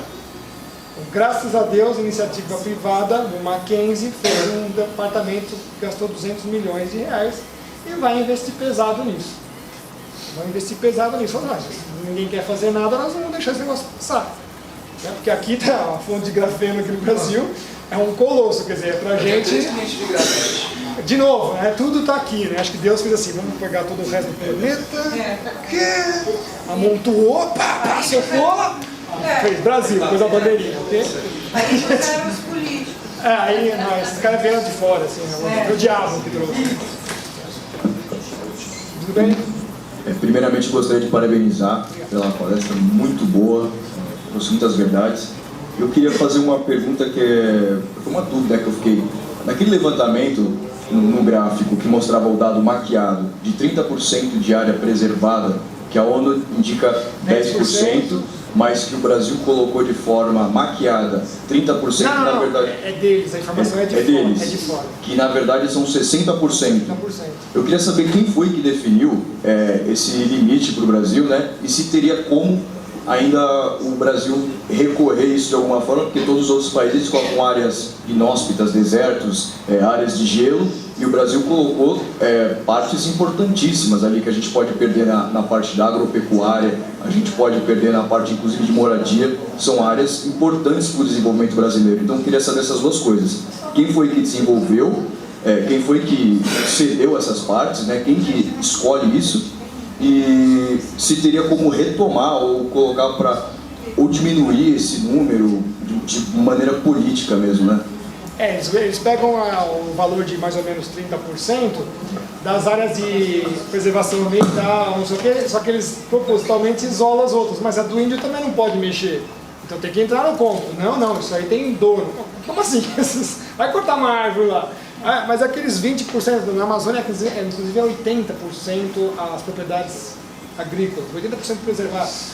Quer dizer, tipo assim, eu quero fazer um paralelo pra gente. Você comprou um apartamento, você só pode usar o banheiro. Nem a cozinha se usa. É isso, certo? É expropriação. É expropriação. Tem cor isso? Tem vermelho. Pode escolher verde, vermelho, né? Melancia. Tudo bem? É isso, pessoal. Preto no branco. O que significa o cara isolar 80% da sua propriedade? Só que é isso. Você comprou um apartamento e você não vai usar o banheiro. Aí de você, você pôr o pé pra fora do banheiro, cara. Tá? Só tem coisas perigosas. Nós temos um quarto poder aí, né, que vem com os termos de ajustes de conduta, que os caras inventam qualquer coisa e você tem que assinar o papel que você está condenado para não passar por processo. Isso é uma coisa assustadora, mais assustadora do que até os outros políticos por aí. Qual que era a outra parte? Dos valores. Então, o valor é isso, eles usam, aí você precisa ter um governo que não seja banarrabo, né? Mas você viu que não é, o protagonista, cara, para isolar 80% do território brasileiro. Nossa, passa fome daqui a pouco. Mas tem como reverter agora o que foi feito? Se Deus quiser, outubro, né? Começa, né?